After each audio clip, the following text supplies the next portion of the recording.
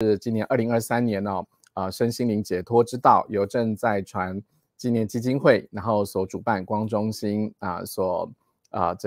承办的这8场的线上公益分享。那我们集中在呢这个身心灵的这个解脱。那今天呢是第7场的这个内容，那是由我来分享呢，这个在1年多以前非常畅销的一个系列的书籍这是麦可辛格他所著作的这个沉浮实验沉浮实验。那今天呢就由我来分享他当中的这个心法。那我们现在马上就开始了。好，首先呢说到沉浮实验呢，大家印象最深刻的应该就是我们画面上左下角的这一本沉浮实验。那这个沉浮实验呢是在中文版的第一本然后它里面的这个故事呢我们待会马上就会说到，就是呢这个作者呢他自己亲身经验的，他怎么样透过这个沉浮跟顺流的这样子的心态，然后获致他不论是在灵性上，在身体健康上，然后在自己的关系上，特别是在他的事业成就上，都达到了令人称羡的这个结果。所以呢他的中文版一上市呢就得到非常多的好评。可是事实上呢，他在这个国际上，或者说在他所出版的这个美国原来的英文版呢，他最早出名的呢是我们画面上的左上角的这一本叫《觉醒的你》。可能大家都有看到说，欧普拉就是美国的脱口秀天王，也被称之为美国的新时代教母因为他介绍了非常多这种没有宗教色彩的这些灵性书籍欧普拉利用他脱口秀的强大的这个影响力。那这个《觉醒的你》呢，其实才是他的第一本著作。然后他的这个第一本著作呢，其实他的非常多的这个相关的心法，才诞生出后面的这个沉浮实验。然后之后呢，才是他的第3部就是我们画面上右上角的这一本叫做《活出觉醒》。那它是他的这个系列的一个这个延伸。其实他原来的这个英文呢，大家都是可以看到这个左上方这一本的这个小字的话，《觉醒的你》它原来的这个翻译应该是这个不羁的灵魂不羁的灵魂。然后它的第3册活出觉醒呢，其实英文原意应该是活出这个没有不羁可以翻译成这个没有局限然后无限没有被牵绊的这个没有被牵绊的这个你。 OK 好，那为什么？那所以我们今天呢首先要把这个焦点先放在我们左上角的这一本书觉醒的你。因为呢沉浮实验呢，我们接下来讲一下这个作者他有趣的故事马上就会谈到，就是作者他得到了这一些神奇的这些结果，不论在灵修上或在他的事业成功上面。但是呢有得到了网络上一些人的挑战，不论是来自于这个美国，或者是来自于我看在那个中国大陆的视频上面也有一些人挑战他然后说因为他出身背景良好，他属于那种中上阶层的某一种的这种小富二代所以才有办法念很好的名校，同时还博士毕业等等等等，所以他的心态呢才可以放得比较开。所以呢包含我现在画的这个放的这张投影片，这个黑底这个橘黄色字体的这个部分，也是在国内的这个在台湾的这个论坛上面，有很多人觉得说看了之后觉得说这个太理想了吧因为在台湾比较流行的其实是他的这个沉浮实验那一本，觉得说这个沉浮于生命之流，什么叫做沉浮那这是凭个人所好，还是凭自己的直觉还是自己自以为是沉浮，或者是行沉浮之名呢行己所好等等的这些批评。那这是因为他的这一册就是沉浮实验这一册呢，他得到了他许多的这个故事，许多他神奇的这些效果。那可是呢在这个沉浮很多人就会我后来发现说，也有一些朋友读了之后就觉得说我只要对生命所有东西都说 yes， 所有东西呢都说好然后呢不去排斥，那因此呢我生命呢其实就会一路的这样子的顺畅，就会如有神助。那可是事实上呢，我们知道每一个作者他都有他自己的这个思想的系统，随着每一个人学习的系统跟接触生命经历的不同，所以其实呢这个作者他自己真正的这些思想的这些精华，以及呢你要做到沉浮实验呢，我常常说它很像什么？它很像我直接先从结论开始讲起。其实很简单的说，它的沉浮实验的这个目的呢，是整个沉浮顺流，它很像是告诉我们，它整个3部曲是想要告诉我们，很像从手动驾驶转换为一种自动驾驶的过程我们给大家看一下画面上的这位女士开车呢，就很像我现在在开的车也还是手排车啊，这自排车啦啊，但是所谓的以前的那种自排车其实还是要手动的。你看很标准的就是你双手要握着方向盘，然后同时呢你要盯住这个车况，不只是前方，你要看左右的这个后照镜，然后呢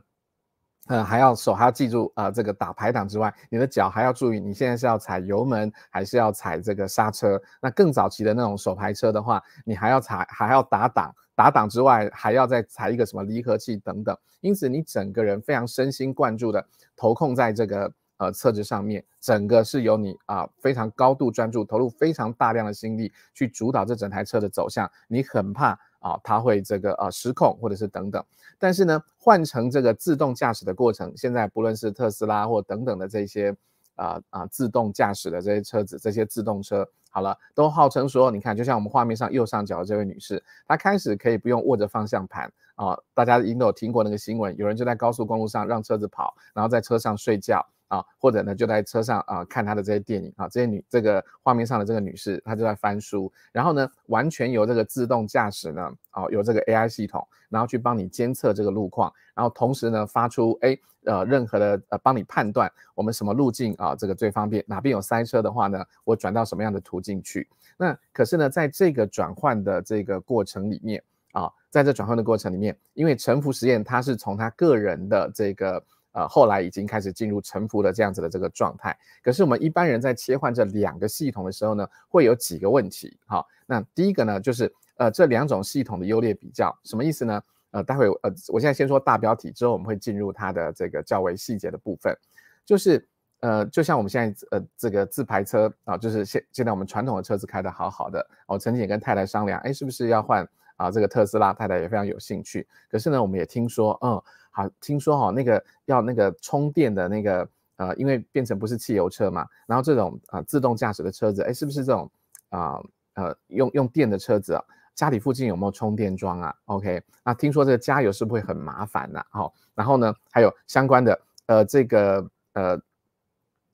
是不是要有其他的一些开车习惯上面的这些改变等等。好，那这个呢，其实在同样的用这个比喻同样的用这个比喻来看的话，就是我们到底开手排车或者是开现在的自动驾驶车子，它当中的这个优劣比较到底有什么样的好处？是不是呢？开的这种新的这种AI 的这种电动自动驾驶的这种电动车，它会好非常非常的多，才能够让你获知达到生命当中的幸福。好，这当然是一种理想。但是我们有很多人，就像我说，现在传统车开得好好的，会觉得哎呦，听说特斯拉一台车要100万到300多万之间呢。然后呢，我们的传统车子其实才50-60万我们居家2个人用其实就已经非常刚好了。是不是有成本预算上面的这些考量？同时还有人觉得说，现在还是旧有的系统，这些加油站等等很方便，我们家巷口就2个加油站，那是不是还是用传统的车比较方便呢？有没有非换系统不可的这个部分呢？那这个呢，作者在他第一本书里面其实就会开始，待会马上就会立刻开始跟你提到，你要过上幸福，然后愉快，然后最省力，然后不再烦恼的这个生活的话，你势必要切换到这个自动驾驶，也就是沉浮顺流的这种生活方式。他会提出几个强而有力的故事，然后跟这个不论是比喻说明，告诉你说我们人类要升级，然后你要让你的生命过得更好的话，你势必要切换到那个地方去的这个必要性。必要性。好，那但是呢，接下来呢，我们还会再跟大家分享，就是说，那是说换就能换吗？转换需要准备什么？刚才说只要准备充电啦，那有没有驾驶习惯上面需要改变的这个部分呢？那这个的确是的，而且呢，我一直说他的第二册呢，其实沉浮实验是他已经进入了自己沉浮的状态。可是呢，我们人呢，在过往的生命当中，待会我们进入他的第一册内容时，大家就会发现，我们有非常多过往已经习惯的这种开车方式。简单的说，就是用你的心智，用你的小我，然后来应付生活的这些方式，有没有办法？就是像刚才我所晒出的那几个挑战的那些字句一样，我有办法说放就放，我有办法说改就改吗？然后呢，那些已经跟随着我，不论你是30岁、40岁还是50岁，有一些习惯，以及目前主流社会所习惯的思考方式，甚至是大众传播媒体，甚至是你的家庭教育跟学校教育、社会教育所教育你的东西，通通都那些影响力其实始终存在着。所以呢，这势必就会很像我们通常在身心灵领域的课程，大家都很喜欢心想事成。可是我每次讲心想事成时，一定会讲这件事情，就是呢，你不经过一个清理疗愈的话，待会我把清理疗愈这个部分也做一个简单的说明，就是很像中医所说的要先清后补。那中医知道你身上有长一些肿瘤，有一些不良细胞的一些不良病症的时候，不可以立刻吃补药的，因为这补药补下去，其实可能会补到那个坏的肿瘤等等，所以呢，一定要先把这个身上已经有状况有不好的这些部分，一定要先去做一个清理，然后再去做一个补充。所以同样的道理，其实呢，它的3部曲里面，第1部曲呢才是这个作者才是麦克辛格先生他最主要的思想的这个精华，以及呢他最主要的等于是先蹲后跳，就是你要进入臣服状态之前，你应该先做好的这些内在整理以及内在心态准备，你才能够真正的进入这个臣服的这样子的这个状态。换句话说，你要有很好的心法认知以后，你才能够去施行这种才能够去施行，才能在你的生命中去运作这种臣服顺流。否则就会变成说，表面上你说你要臣服顺流，可是事实上你所操纵的这个方式还是跟传统的手动驾驶是一样的，而且那个是你无法恶意无法控制的，因为那是你的一种习惯，那是你的一种城堡一种框架就是在这样子的这个状态里面。所以呢，我们现在就要进入它的这个第1部曲的部分。好，那但是呢，还是一开始还是让大家赶快先知道一下，就是说臣服实业，因为它在台湾是最红的在华人世界，那最早会翻译成中文本的是这一本那之后才是它的第1部曲。所以我很简单的呢，借用网络上这个取自这个知乎网站上面，那有网友整理了一张图来说明臣服实验，它主要在说明这个作者本身的故事。那我相信应该很多朋友可能听某一些网络的说书人已经说过，然后或者是甚至你已经读了这本书，因为他的这本书内容故事非常好读，所以我只简单的用一张简表，然后呢来概述让可能还没有看过或者是已经看过但是隔了一段时间的朋友唤醒一下你的这个记忆。简单说呢，这个作者呢在他24岁的时候，24岁就是大学大概毕业，然后这个念研究所的那个阶段，然后他这时候呢却面临了这个离婚他24岁的时候面临了他所爱的这个妻子要跟他离婚。那当时呢这个他也对他来说其实是某一种的打击就算没有非常沉重致命的打击，可是也让他在他的生命中等于掂了一下这个很像是很多觉醒之人他在生命中必须要碰到的这个撞击，让他开始思考他传统以及呢一直认为非常坚固的生活方式是不是有什么问题。那对我就是抓书中他生命中主要经历的这个大概。那因此呢，他为了想要厘清，觉得说生命出了问题而整理一下，所以呢他自己呢就建造了一个森林小木屋，在森林里面建了一个小木屋，独自进行过修行的生活，然后一半的时间除了上学之外，他一半时间呢就离群所居，他觉得要沉淀下来，然后开始呢看看自己的这个到底怎么回事，所以这个东西开始他的探索，所以他开始进行了他的独处期1年的这个独处期。然后呢这个在这个独处的这些过程当中呢，他依序发生的这些事，大家可以看到从画面上这张图，从72年、76年、78年陆续发生的，包含呢他其实没有心要拿到博士学位，但是却通过了考试，然后完成了论文，在他这个独处开始往内看的这之后，那同时呢这个29岁的时候呢他把的一些积蓄然后呢看上了一块地在一个比较偏僻的一个地方就是他形容说那个地方几乎就是他们那个州开车开到这个底了，换句话说就是非常的这个不毛之地的这些地方他只买下了然后没记错的话，他只买下了大概10个单位应该是应该是10亩这样子的地然后呢他开始呢去建立自己想要的这个冥想的这些地方。那可是呢然后同时他在那个地方呢开始进行一些有人去找他的话，他进行一些简单的这些分享。然后可是呢他后来呢随着把这个地方呢盖得比较好了之后，那他成立了一个比较就很像我们这种非盈利的这种读书会之前成立与神对话读书会等等，或者像赛斯之前也是有这些非盈利的这些分享基地一样。那因为呢他自己就是有用心去打造，结果呢不但聚集了一些人之外，甚至呢就有富商看上他所成立的这个冥想的这个空间，那像一个冥想的这些进修的一个中心，然后很喜欢，然后因此呢就提出了这个邀请，同时呢给了一个价钱，就是你可不可以也帮我盖一个这个像你这样子的这个空间。结果呢没有想到呢陆续就吸引到很多人也很希望想要有像这样子的环境。所以呢因为他接到了这一些案子，然后越来越多，然后各式或大或小的这些需求，然后因此呢他有点像是被推着，然后要成立一家这个建筑公司，然后专门帮人家这个建设像这样子的空间像这样子的生活，然后心灵，然后休闲这样子的空间。所以他在29岁的时候这个成立，然后呢到了31岁的时候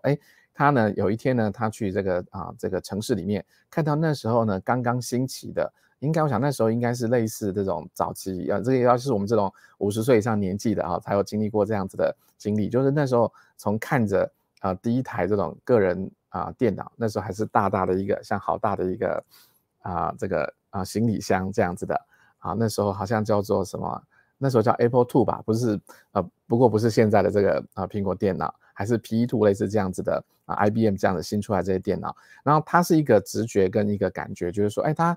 对这东西好有趣所以他当时呢只隔了1个礼拜，然后呢就买下了他的这个电脑的店里面价格最高的一台这个这个电脑，当时最早期的应该不知道是 X86 还是什么早期那种8位元的电脑，然后他就开始这个投入这个所谓的编程，就是写程式的这个研究。所以他在过程里面呢，他因为自己的这些兴趣，而且他是这么早就开始投入那个部分，所以他为了他自己的这个建设公司还有他的这个冥想中心，他写了一套这个会计系统。结果没想到呢，这会计系统呢，大家都觉得非常好用，然后进一步呢，就有人以及其他的单位就跟他讲说，我们也想要用这样子的这个系统可不可以帮他们开发，或者是卖给他已经写好的这些程序。所以呢，他又在31岁的时候呢，他又创建了一家这个软件公司，甚至就像他所描述的，在这个7、8年之后，他甚至变成了他所写的，他还写了一套这个医院的会计管理系统，然后他的这个医院的这些系统呢是全美国据说是占有率最高，同时他也是第一个获得认证这个医院只要用他的这个系统，那可以自动类似什么报税通过政府认可的一套软体。所以呢他这一家软件公司呢也获得大获成功。所以呢他在29到31岁之后一直到49岁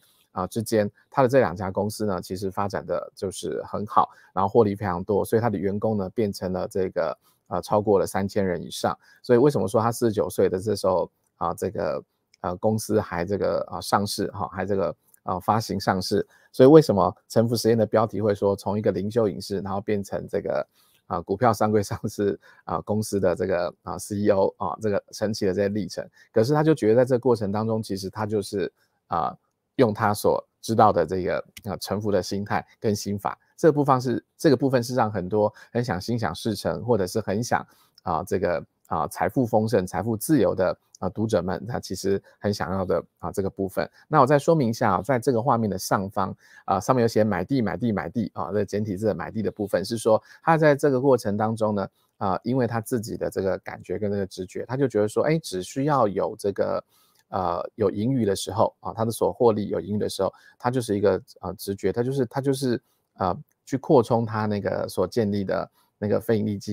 利的那个基地，他的那个冥想之地，他的冥想中心。所以买着买着呢，买到后来呢，到现在呢，它已经是一个有900单位，假如当时是10亩地的话，现在已经是900亩单位的一个非常大的，同时是被森林所环绕，是一个被森林所环绕的这个冥想中心那所以这个所以它变成说，为什么说是在灵性上面，然后可能在事业上面其实都非常获得的这成功。那同时呢，他在1976年的时候呢，他再婚之外，那同时但是生命中是不是只给他非常丰盛的这个部分呢？他在书中呢其实有另外的一个这个反转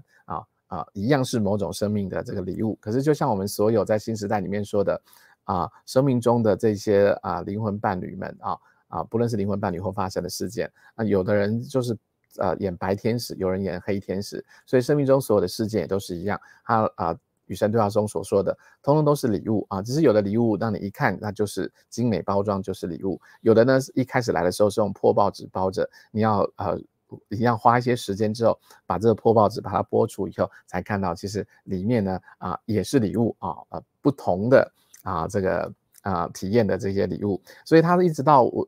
到这个56岁的时候呢，就在2003年的时候呢，他有发生一件事情，因为随着他的公司扩大了之后，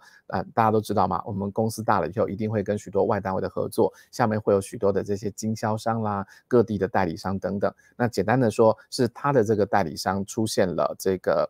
收取回扣啦等等的这一些这个贪赃枉法就违法的这些事件，然后呢被被人家告了，然后呢被这个相关的警方等等调查然后但是呢没有想到呢，他的这个经销商为了逃避责任，然后呢竟然就诬告他说，竟然就是想要当这个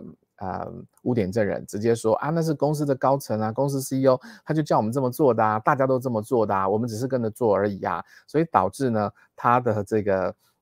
导致他自己的公司呢其实被调查，然后他自己呢被控这个重罪，所以那时候呢有排山倒海的这个攻击他的这些留言，还有对他名誉的诽谤，然后就排山倒海的这个而来。那当时呢，他也没有做太多的这个辩解因为他已经进入了某种修行状态，我们待会会讲。那这个官司呢，其实长达8年的时间，然后一直到2011年，他才获得这个胜诉。那可是呢，在这个过程中呢，有一些细节我们就不多谈，我只大致讲一下，包含发生说有这个他一直让自己回归中心，一直用待会我们要分享他第一册书中的那些重要的这些心态，然后跟心法，然后让自己一直回归于自己的这个本然的这些觉知之心。然后不要让自己乱掉。虽然外面有很多批评的这些声音，很多人觉得压力山大但是他用自己的这些心态保持沉稳。所以在这个过程当中，他不但你看他官司还没打完他就出了他第一本让这个欧普拉非常赏识，以及欧普拉真正把它放在案头上的，其实是他的第一本书这个觉醒的你。所以我会非常建议大家，想要了解麦克辛格先生的思想的话，那不要只看他的沉浮实验，一定要先看我说的要切换这个跑道跟系统的时候，然后重要的那个心法要先做好的这个准备工作到底是什么，其实都在这个觉醒的你我们今天最后有时间的话再谈一点这个第3册的部分。第3册简单的说这个活出觉醒，其实它就像是假如第1册是他的最核心心法的话，第2册是作者他真实的这个故事非常完整而全篇的他自我实践的这个故事刚好在他的这个官司了结之后然后呢再来的第3本书其实就是他的这个思想然后以及他的读者给予的回馈，之后读者一定会问很多的这个问题包含说这个细节要怎么操作啦，然后假如我这个东西做不到怎么办，那假如这个东西我放不下怎么办，那假如我的情况有什么特殊的情形该怎么办。所以第3册呢其实他的思想其实的结构跟第1册其实相同的，待会我们谈到3、4个重点都是一样的，那只是呢他在这个地方会多提出一些技巧面的这些东西，包含告诉你说这个可能可以使用甚至有时候在心法一段的时候念一些咒语啦，或者静坐的时候使用一些什么样的技巧，这等于是一个作者回答读者们他的这些询问，以及希望得到更进一步的技巧的时候，然后他的这个第3本的这个所以它叫做活出来嘛，在生活应用技巧层面 OK。 好，所以呢这个就是作者他在第2册沉浮实验他说他的这个生活状态，他生命中实际的这些故事跟例子是如此，他因为采用了这些心法，然后获得相当大的成功。好，那我们现在再来看好，那这边再补充说明一下其中他看了还有第4册其实第4册它是在觉醒的你，它事实上是配合呢第1册觉醒的你之后，它的导引练习手札，所以它很像是一本练习的小册子。我们给大家看一下它书中的这个长相是怎么样这是方志出版的这个繁体中文版的部分。你看它的这个练习手册会非常建议，就是看完第1册之后，假如有很多朋友很喜欢书中的一些观念，其实它第1册的含金量还蛮高的，就是说每一册每一章他谈的那个观念跟这个比喻我觉得他会写得很好的原因哦，就是像我们在上这个沟通表达课的时候，以前在做企业培训的时候都会讲到，其实说话或者表达的时候或者是会写的小说家跟不会写的小说家，然后好听的讲的好听的讲者跟讲的不好听的讲者，他有时候很大的一个差别，一种很大的根本的差别或者一种心态一种境界，跟大家分享这个诀窍，就叫做你要让听的人或者看的人呢产生画面。所以你看像那个金庸小说会觉得比其他武侠小说好像来得好，有一个原因其实是你注意看他所描述的那些场景，他会除了故事这人很丰富，除了这个人很多这个角色很多之外，哇，一部天龙八部，一部倚天屠龙记，人物动不动洋洋洒洒40-50人，那不是那个而已，是重点是他所描述的那些打斗的这些场景等等，或描述这个人的这些神态等等，他描述出让他一边在阅读的过程中，你脑海中就已经产生了那个画面你已经就产生了那个画面。所以其实作者呢，在他的这个书里面有非常多的例子，有一些例子，以及有一些非常贴切的比喻。所以我今天就是要从他书中取5-6个我觉得最精彩、最经典的这个比喻，然后让大家理解。所以有时候我们是先说故事，先说这个比喻，然后再回来说这个道理，然后让大家比较容易理解。所以这也难怪现在很多年轻人，很多出版界的朋友都告诉我说现在书的销量比较辛苦一点为什么？因为现在年轻人以及现在的网络影音的发达，我们许多时候呢透过影音的这个，因为看影音比较吸引你的这些眼球，变成说大家还是吸收知识，只是你的知识的来源变成从影音这个地方来，而比较不喜欢看400页的这个这么多的这些文字等等所以这本是这个觉醒的你。所以觉醒的你它里面的导引练习手册，它是这样子的，就像我们画面上，它会把书中上面的最上面这个部分左上角或右上角部分，它通通都是它书中里面重要的划线的句子，就是这个书中划线的这个点。然后呢，划线的这一段之后呢，你该怎么样自己不透过老师，透过自问自答来做的练习。所以举例来说，待会我们就会谈到他书中谈到了一个重点，我们的心智跟你的脑袋，你可以想象就像你在一个住在你心里面脑袋里面的一个内在的室友。然后呢，这个室友就是就算你不想讲话，你的室友会喋喋不休的在旁边然后这个发出各种的声响包含负面的念头、负面的声音等等。所以呢，它下面的练习就会告诉你就是说现在我们带你的内在室友去你最喜欢的小路散步然后呢，我们在这个压这个马路，然后呢，同时呢，想象呢这个你的这个内在室友是你这一天真实的这个同伴，然后他要你自问自答写下这些感觉。你喜欢这个人吗？就你喜欢这个室友吗？那你发现你这个室友是什么样的性格然后你现在今天跟室友这样花比较长时间相处，是一种什么样的感觉然后你觉得你的这个内在室友，他常常说话是一个负面正面，就是把你的这个内在的这个心智，你内在的室友把你人化之后，你觉得他是一个负面思考还是正面思考的人然后你觉得他是一个充满恐惧的还是一个很温暖的人呢等等。他用这种方式呢来让你进行自我的这个等于复习这本书的重点。然后同时呢因为书你只是看的话，只是看别人的经验跟作者的心得嘛，你等于在做第2次的这个反复的这个过程里面，你可以让自己等于在咀嚼细细的在咀嚼一遍这个作者最核心的思想，同时把它变成你自己生命中实践的这个应用。因为它开始再让你自问自答，让你自己回答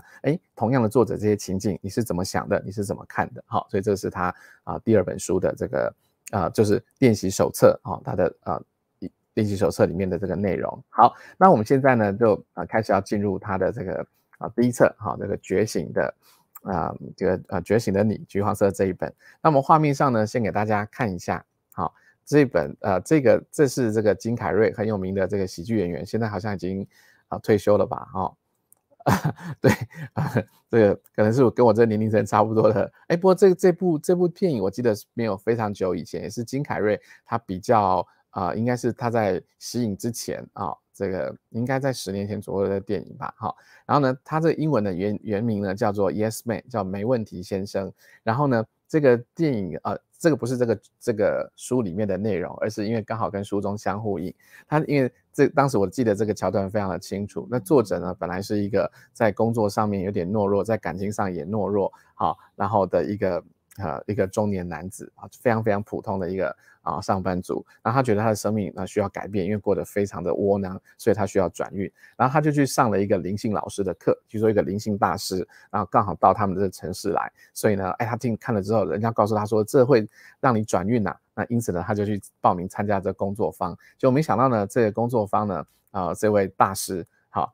所提倡主张叫做 yes， 就是跟你的生命中说 yes， 所以他就说呢，从今天开始呢，你不论生活中碰到任何的问题，你都不要说 no， 好，接受一切到你面前来的东西，接受一切的这个可能，哇，听起来的确跟我们的灵性用语真的是非常非常的像啊，好，然后呢，让自己这个没有边际，到说东西通通都说 yes， 那结果非常讽刺的是，他上了这课之后呢，热血沸腾哈，因为他那个整个有点像成功学大会这样，全场的人一起高喊 yes yes yes， 从今天起我要对所有事情都说 yes 啊，再也不说 no 了。那结果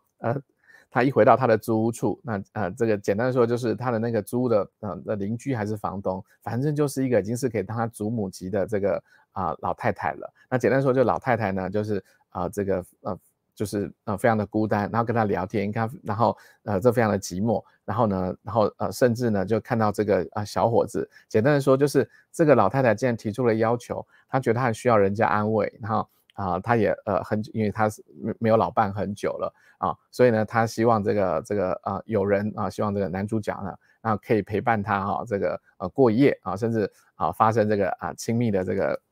身体的接触。这个作者本来是说是以前的他一定不要的，可是他就想到说，对啊，课堂上告诉我说不是要说 yes 吗？然后因此呢，他就真的答应了这个老太太邻居的这个要求。所以简单的说，一开始呢，这个电影中也提出了这些疑问，就是说我们都在说这些 yes 嘛，哪怕是我很不喜欢的东西，我也要说这个yes 嘛，是不是没有底线的说这些 yes 呢？好，所以这个也是我们今天一开始先提出来的问题，到底臣服，这也是很多朋友在问的，从我们以前别的书、别的课程大家都会提到的，常常提到所谓的臣服顺流，连吸引力法则里面秘密背后的秘密，这个亚伯拉罕的通灵讯息，他说吸引力，他说其实心想事成有3大法则，第一法则就是大家所熟知的吸引力法则，他说同频共振，同质相吸，这个甚至你不用学习，它跟地心引力一样，你不知道重力的法则，可是从你出生，甚至从你没出生，这个地球这个物理世界就是有这个法则的存在，所以吸引力法则就同频共振，同质相吸。第二法则是你可以可以称之为有意识的创造。那既然我知道同频共振，同质相吸，我希望得到某一种结果，因此我自己就去让自己调频到某一种我想要的这个状态，所以也是与神对话所说的 being 的状态，我先成为那样子的频率，自然把那个结果带过来。可是呢，亚伯拉罕既然说最高级的第3项法则，它是一个艺术，是一个心想事成，但是因为它已经不能叫做法则了，它的应用已经到达了某一种境界，那种心法到了一种高度，所以它要称之为随顺的艺术，顺流的这个这个艺术。所以你就可以知道说，哇，这个我们常说要顺流要随顺，可是呢在这一些我们很希望达到境界的过程里面，是不是有某一些就是刚才说的切换系统的时候，难道真的就毫无底线吗？难道就是这么直接，然后就这么说的我要换，然后就换过来吗？可以是好，也可以不是，就算可以是，你也必须要有某一些知道它的核心的这些心法，以及它底蕴的在底层里面的这些这些运作原理，那么我们在使用起来的时候呢，我觉得才可以更存乎你那个觉知之心哦，然后可以走得顺畅。好，我们把这个大家把这个问题放在心里面，我们大概在这个过程里面就会回答这个说 yes 的过程里面，到底它有没有什么底线，需不需要做什么样的这些东西。好，那我们先给大家看一下它的第一册里面呢，我们常说要了解一本书其实先看它的目录就可以知道这个作者他的这个结构，然后呢我们先预告我们在待会接下来的过程里面会看到他第一本的这个核心，作者的核心是什么。其实呢它整本书呢分成这个分成五部，分成5部，然后大概总共有19个章节。那它这个第5步呢，最后的这第5步，等于是在你具备了我刚才说的切换跑道中间之前的心态准备之后，第5步呢，它则是告诉你怎么样可以这个可以好好的大鸣大放去过你的这个生活。但是呢，前面的1到4步，简单的说，等于就是分享这个麦克辛格先生他认为阻碍我们没有办法觉醒的这些问题是什么，然后以及呢，就刚才前面提的问题，这2套系统这旧有的这些系统到底产生了什么问题，让我们其实一定要他非常建议大家一定要你要过得你要提升你自己，然后你要让自己的生活过得更加幸福省力，你一定要切换到这个自动排档的这个自动电动车的这些系统，然后但是在这切换过程里面，你一定要先改变掉哪一些的这些习惯，或者帮自己做哪一些的处理。好，那我们直接进入它的重点。所以它的第1步、第2步、第3步、第4步，那我把它的这重点简单的说，或者可以跟它类比的，或是相关的其实你看，就是我常说英雄所见略同。其实这个麦可辛格勒先生他得到了欧普拉大力的推荐，可是事实上记不记得这个欧普拉他其实也大力推荐这个当下的力量的那个作者，好，这个 Agrotolic 德国 Agrotolic 这个先生，所以待会我们后面会看到他说的某一些章节，其实跟当下的力量也有也有这个交集的部分，只是他们或许的用语不一样。像这个Agrotolic 先生他用了这个痛苦之声来说明那个旧伤的这些情绪，然后呢麦克辛格先生他用的其实他同样的这个意思，可是他采用的反而是来自于印度的说法，叫做夜行等等。我只是举个例子，待会我们会跟大家分享这个东西是什么。好，所以我们来看他一开始觉醒的关键，他待会一开始会告诉大家，你首先要摆脱你的这个心智脑袋的部分。这个很像我跟福昌老师在去年的正在谈基金会里面分享的所谓秘密系列的第5册，就是最大的这个秘密。结果那个最大的秘密呢，已经没有在谈吸引力法则了，他直接告诉你说那个东西叫 awareness， 称之为这个觉知，称之为觉知，或称之为这个觉察。那是大秘密使用的一个最大的一个比喻，他就是说告诉你说，就像你在车站，你不是那个来来去去的那个火车因为假设不论你现在是在中立站，你在台中站，火车南来北往，这个列车一列来一列去，他说那就像是你的念头，可是那个念头不等于你那个念头不等于你，这些念头呢是经过你经过这个车站，所以你是那个如不动永远不动的那个车站 OK， 所以你要关着你的这些念头呢就像这些来来去去的这些火车，所以你是那个观察者所以呢有一个喋喋不休的那个东西呢，其实是你的心智，就像来来去去的念头火车。所以他一开始会告诉大家，阻碍我们觉醒的这个关键是这个待会会更细的谈到我们为什么会这么轻易的这个认同跌入了这个物质世界，而很难抽离去觉察。所以要先了解这个部分才好觉察，才好抽离。再来呢，他在第2、第3步的部分呢，我觉得他就比较像我们通常在这个身心灵课程里面所谈的所谓的这个思想，从心智影响到你的情绪，然后这个情绪呢，在这个物理上面来说，也可以转换成这个能量。那什么意思呢？就是我们常常在这个心想事成课或能量课时会谈到，那情绪是什么那待会有更多的例子。那我们先用之前我们在其他场里面比较常用到的，就是说在一个车上看到有看到怎么有一个男人呢带着2个孩子，这2个孩子非常非常不乖，然后上下那边跳来跳去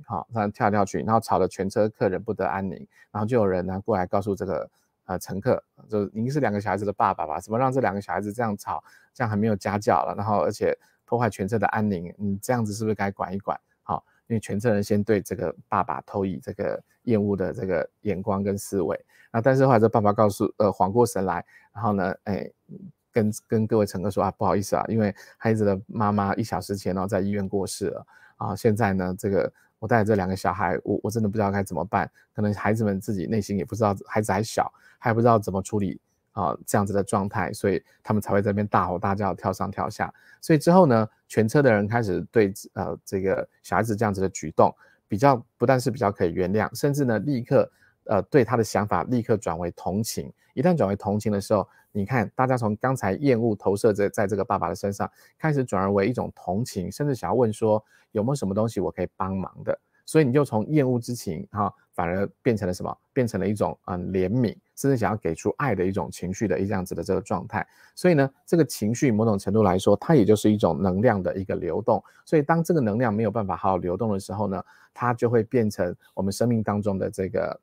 阴影，变成某一种的阴影，然后变成某一种的那种书中到时候会谈的一种能量节点，然后在你心中呢成为印度教里面所谓的这夜行，就是卡住，然后没有释放未完成的这个能量模型卡在你的体内。艾คว托利克先生所讲的痛苦之声，那些旧的情绪没有处理完的旧情绪伤害，然后这个能量呢如影随形跟着你，然后影响到你日后的生活，让你没有办法真正的放松，然后让你想要你说想要顺流，然后想要放下然后想要放松就是没有办法，因为一堆东西卡在你的这个体内这待会我们会谈的。那所以呢，这个第二、第三步它比较像我们在谈的，就是疗愈课里面会谈到的情绪释放，然后能量流动的部分。所以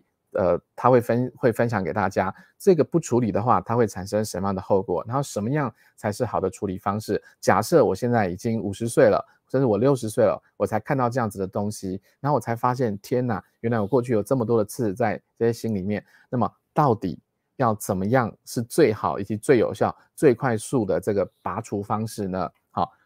我觉得麦克辛格先生呢，在这书里面其实呢，在第一册里面他们有谈非常多的小技巧，类似念咒语啦，叫你正向转念没有，但是呢，他提供了2条，我觉得最重要以及真的也是英雄所见略同，就是这些大师他们体悟到后来的方法，我觉得心法上根本就是很像。若是不说，你会以为他们是系出同门的这些师兄弟他谈的不论是跟印度大师萨古鲁或者是艾คว托利克先生所看到的，其实是非常相似的东西。这边稍微卖个关子待会就要谈到这第一册的精华。所以最后呢，你有了这些觉知跟觉察之后，我们才能够真正的跨越那个心墙，然后跨越心墙之后呢，它慢慢的就从心理层面进入到了所谓的这个，我觉得就到达灵性或者是神性的这个层面了。这个部分呢，就开始难怪这2本会是畅销书。刚才提到了秘密这个系列，对不对？它到后面的这个部分呢，就非常像这个零极限所谈的，又才能办法到了那个神性顺流的境界。那只是零极限，它前面用4句话，想要用这4句话的内涵，或者是直接感应去清理掉你的潜意识里面的那些资讯，或者是称之为记忆。那这个麦克辛格先生呢，他则是用前面的这些觉知觉察，然后以及我刚才后面会说到他的2大重要的这种心法，然后让自己真的能够回归以及看到了某一种的这个就是终极的那个神性在那个地方。我们先给大家看一下他第五章的这个内容，大家再回来所以他第5部分的部分，当我们前面做完这个清理之后，才能够进入包含你这个时候你才能够真正的进入生命之流的这个臣服，才好去做到，否则你上面有太多的旧有的习惯很像开旧有的系统的这些开车习惯，在新的系统上面其实反而是一种障碍。你可以想象，假如你开手排车开习惯了，就像开电动车，可是你那个习惯没有改过，就变成呢，其实 AI 都已经计算过了，这时候应该向右转，往这边比较好。然后呢，它已经因为它的雷达天眼听说那个现在的特斯拉8、9个8、9、10几个这个感知器，它已经感知到你眼睛看不到的后面或者是侧面，其实又有一个快速的来车等等，所以因此呢 AI 已经判断这个车我要往那个方向去了，要带你往那边去。可是你手动的习惯你还是非常不放心，因此你还是用你自己的肉眼判断，它往左不对，应该往右。所以这时候呢，你去跟那个 AI 系统做那个自动驾驶系统做对抗，所以这时候呢，一个要往左，一个要往右，势必这时候产生冲突，反而呢让这个新系统没有办法这个正确的运行，然后旧有的系统呢也跑不好。所以一定要先做好这个调整的过程，前面1到4章调整过程，我们才能来到最后的这个部分。好，所以呢，他最后才会跟你谈到包含死亡，包含所谓的中庸之道的能量平衡点是什么意思，然后以及呢这个所谓的神性我们新时代一直在谈的用水滴跟大海的这个比喻，才能够获知这个终极的这个阶段跟过程。好，这是这整个书它的这些架构。OK， 好，那我们现在开始来进入呢他所说的这个几个第一册的几个点。我们首先从大秘密的这个觉察开始哈，是谁在你的这个脑袋里面这个说话啊？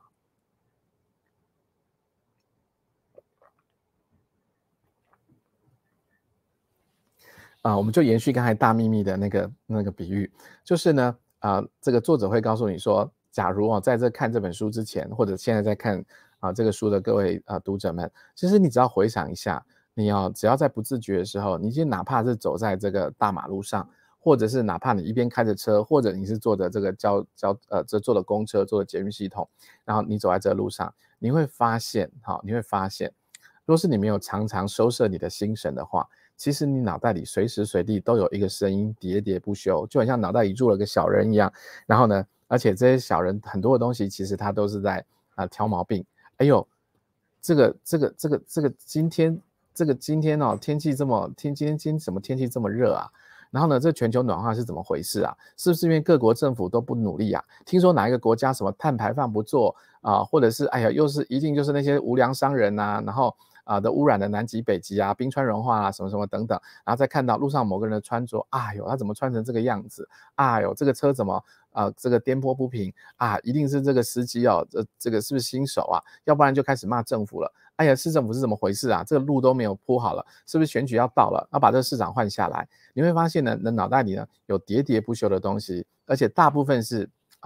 很多的这些批评指教，然后很多的这个比较，然后跟很多的这个计较。然后呢，作者其实一开始就告诉你，他说，其实这个东西这个东西你要先觉察到那个东西它不是你，它是你的这个脑袋，它是你的这个心智。那因为呢，其实这个就跟很多心理书籍都讲的一样，有的比喻做猴脑，就是我们的那个脑袋呢，它的这个目的，它就是一个高速运算的计算机，它的任务就是不断的就跟计算机一样，不断的负责分析比较。好，不断他不太负责什么太多的爱或什么，他是负责很多的这些很多的这些计算，因此他会一直找事情做。所以呢，在我看过了这种没有100种，也超过应该绝对超过50种以上的各种静心方法里面，都有很多的方式都是要骗过我们的心智。所以呢，既然你的心智呢这个头脑高速运转的计算机关不下来，那干脆呢我就找事情让他做。所以呢，有的人用数息的方式，有的呢最简单的去引导他去关自己的呼吸，把注意力放在你的一吸一吐之间。为什么？因为要把你那个喋喋不休脑袋中的那个小人，那个内在的室友，让他有事情做，他才不会他才那个声音才会比较安静下来，才会让你去看到觉察到更深的一层的这个东西。所以呢，作者其实在这个部分，他首先谈到你们这个内在室友其实他不等于你，可是呢，我们太容易呢觉得呢他们就是我了，然后同时呢，我们非常的身临其境。为什么呢？我们给大家看一下下面的这个东西。好，先看这个。好，那作者他是这样告诉我们的，他说先看这个好了。他说呢，我们这个电影院这个比喻在很多法门里面都用到。那我们来看这个作者他是怎么说的。他说，在电影院里面的时候，为什么大家很喜欢去电影院看这个电影？然后呢，像大概应该是今年吧。好，这 Top Gun 捍卫战士第2集卖座的这个大片我们的阿汤哥所演出的。那时候我刚好人在香港，也去看了首映的这个早场的确片子这个拍得相当不错。同时呢，他常常用第一视角，就是镜头贴着这个主角群这样去拍。所以听说呢，他们的这些这几个负责开飞机的这几个演员，他们可是真的去受了开飞机的训练，所以他们拍的这些镜头可是真的在飞机里面就是架了几台摄影机，然后对着他们这样子拍。他们拍的时候可是真的飞在这个高空中，为了阿汤哥，为了要寻求那个逼真的感觉，所以不是在棚内用绿幕去拍的。好，所以呢，的确呢像我们画面上这张图还比较小，我去看的是那个 IMAX， 就是它的视野可以高达120度以上到我忘了160还是150度以上，反正就是你在那个电影院，那个萤幕非常大，有点像半个天文台那样子，所以你整个人会非常沉浸在那个画面里面。然后呢，作者在书中真的用这个比喻，他说你在电影院里面的时候，你看电影的时候，因为它那个影像非常的大，然后你全神贯注在那个地方，同时加上非常棒的哇那个什么杜比音效7.1杜比音效还是8.1杜比音效不管，所以因此呢在你的感官部分呢，它夺取了你的这个高度的注意力，所以让你呢跟非常非常的入戏，然后因此呢跟剧中的这个演员你会看着看着，然后呢那个不但是角色的代入感，同时呢你会有某些的片刻就忘了自己在看电影，你就跟着剧中的这些主角哇一起尖叫，然后一起这个冒冷汗，然后一起怎么样非常非常的投入。然后他说呢更何况是这个只是影像跟声音，那可是只要加上其他的东西例如说我记得我曾经去看过，最早期看台湾有所谓的4D 电影出来的时候，好像看的是类似异形那种片子吧。反正当那个这个异形从脚底下爬过的时候，那个电影院设计的那个4D 的那个椅子下面还会有那个一个像扫把一样东西从你的这个后小腿滑过去，有刚好配合电影的情节那个异形呢就从柜子下爬出来扫过主角的腿大家就全场人跟着惊叫。然后呢当那个怪兽对着你哈气的时候，那个座椅的背后还会喷出那个水珠，还会发出嘶那种声音来增进那个效果。它的所有的这些目的都是为了让大家更加的深入这个身临其境。那有趣的地方在哪里？有趣的地方就在于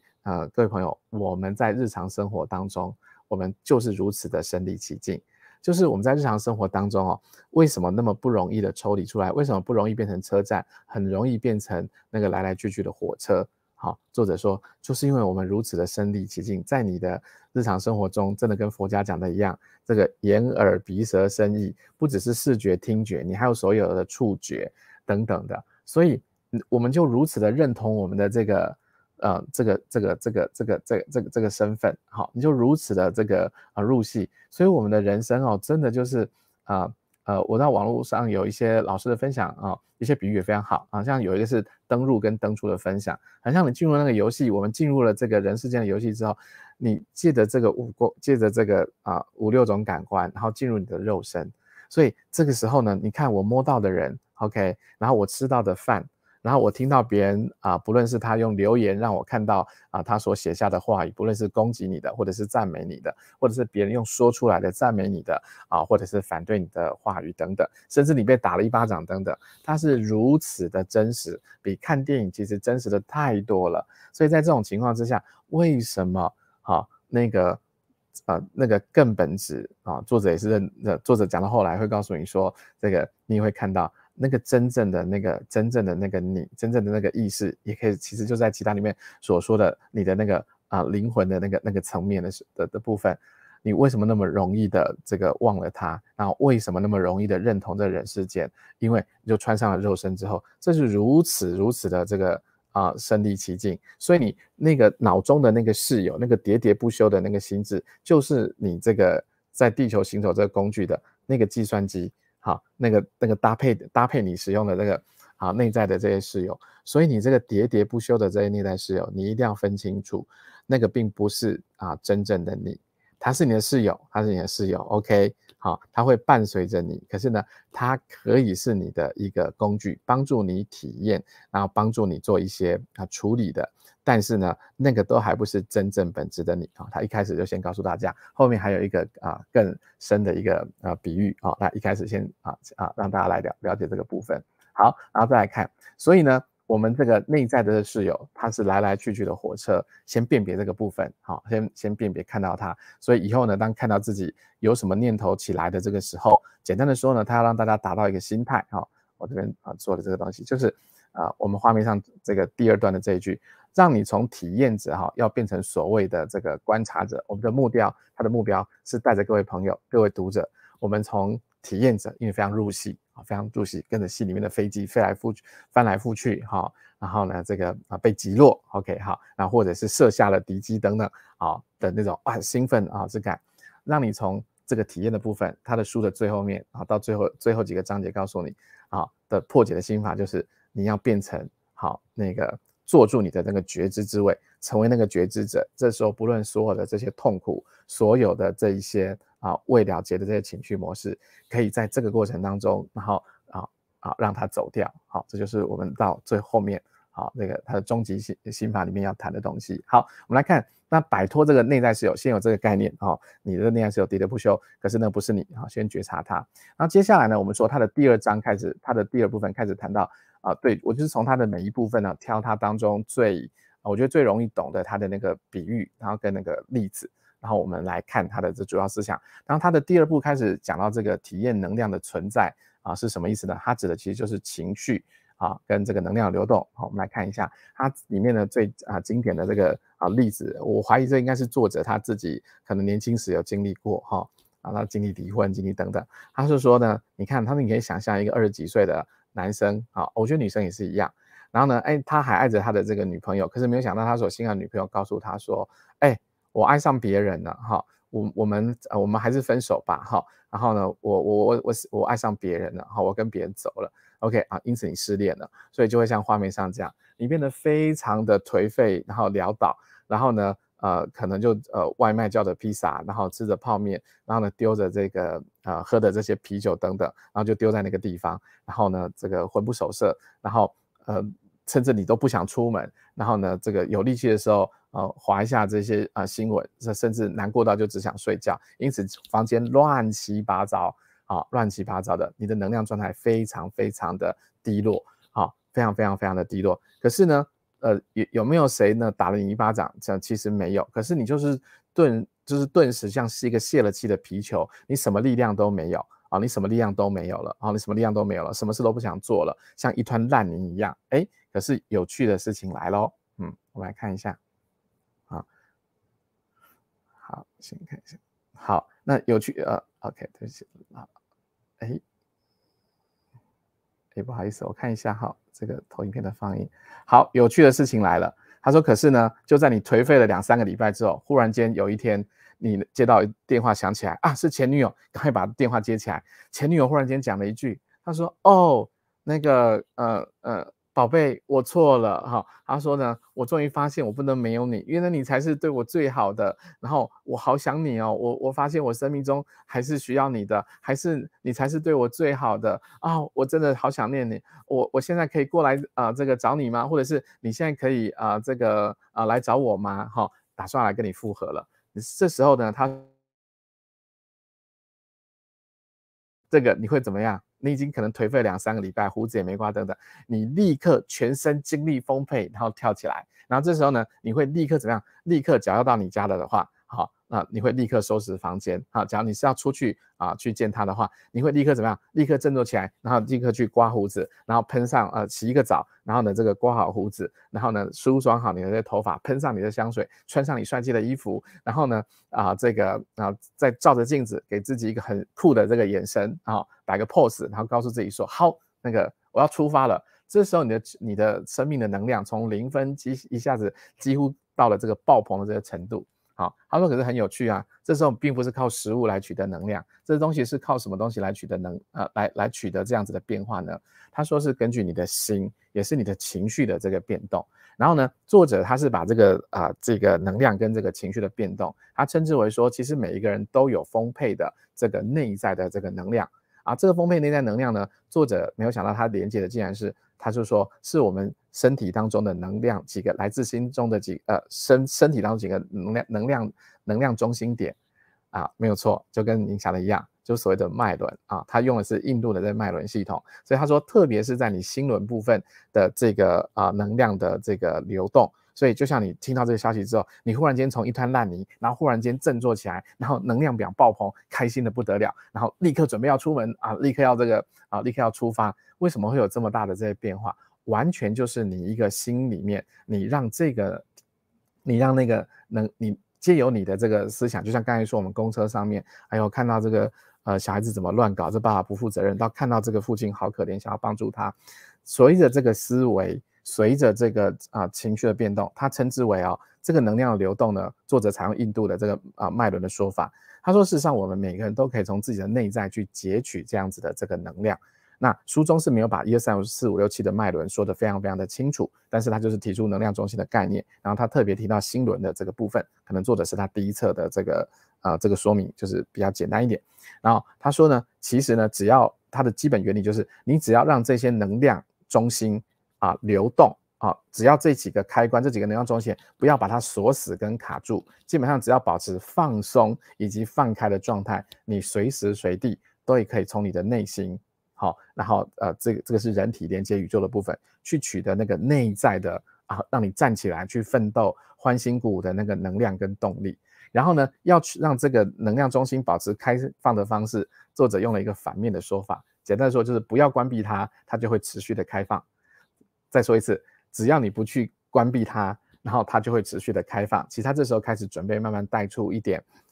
这个随顺，然后以及放下放松的这个概念。只要你放松，然后只要你不太多的去否定，然后跟拒绝，跟太多的负面，其实很多东西是不会卡死跟锁死的。这个东西我不要，那个我不喜欢，所以书的从这个地方开始带起来。因为你连接刚才上面你批判的那个室友，因为你那个内在的室友很喜欢批评、指教、分析这个，因此呢，你帮自己画出了非常多的界限。你的界限包含我喜欢这个，我讨厌那个，什么什么东西以上的我才喜欢，什么什么东西以上的我，什么东西以下的我就讨厌。因此在这么多的框框条条之下，其实呢，你每否定一个东西，你每拒绝了一个东西，其实你就帮自己画上了外面的那个限制条件，跟画上那些框框。当这些东西越多的时候，就像在你的脉轮中心的各个点上贴上了很多的封条，设置了很多的阻碍，盖上了很多的盖子。那么这些东西盖的多了之后，你的人生非常不容易让能量流动。那能量不流动代表就是什么？就代表的他说在身体上反映出来的就是身体的虚弱跟生病，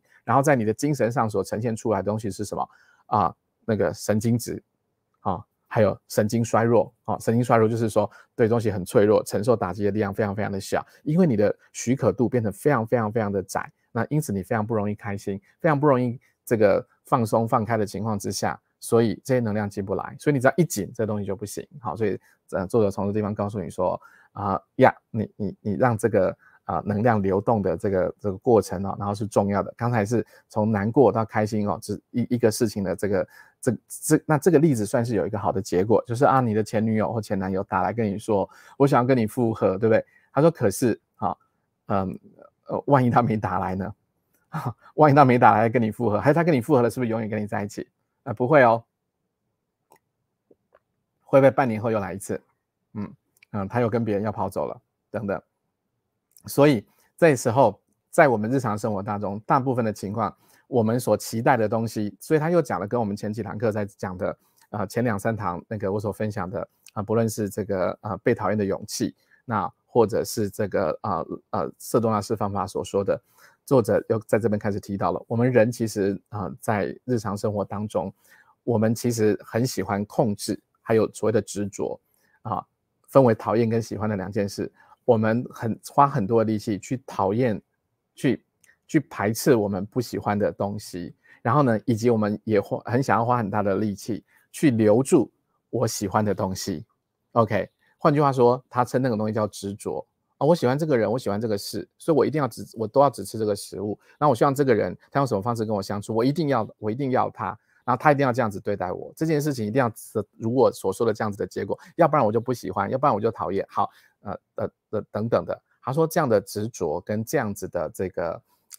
僵固，都是让我们的能量其实没有办法流畅的原因。而且呢，一旦你设了很多的这些框框之后，它接下来会发生的事情是什么？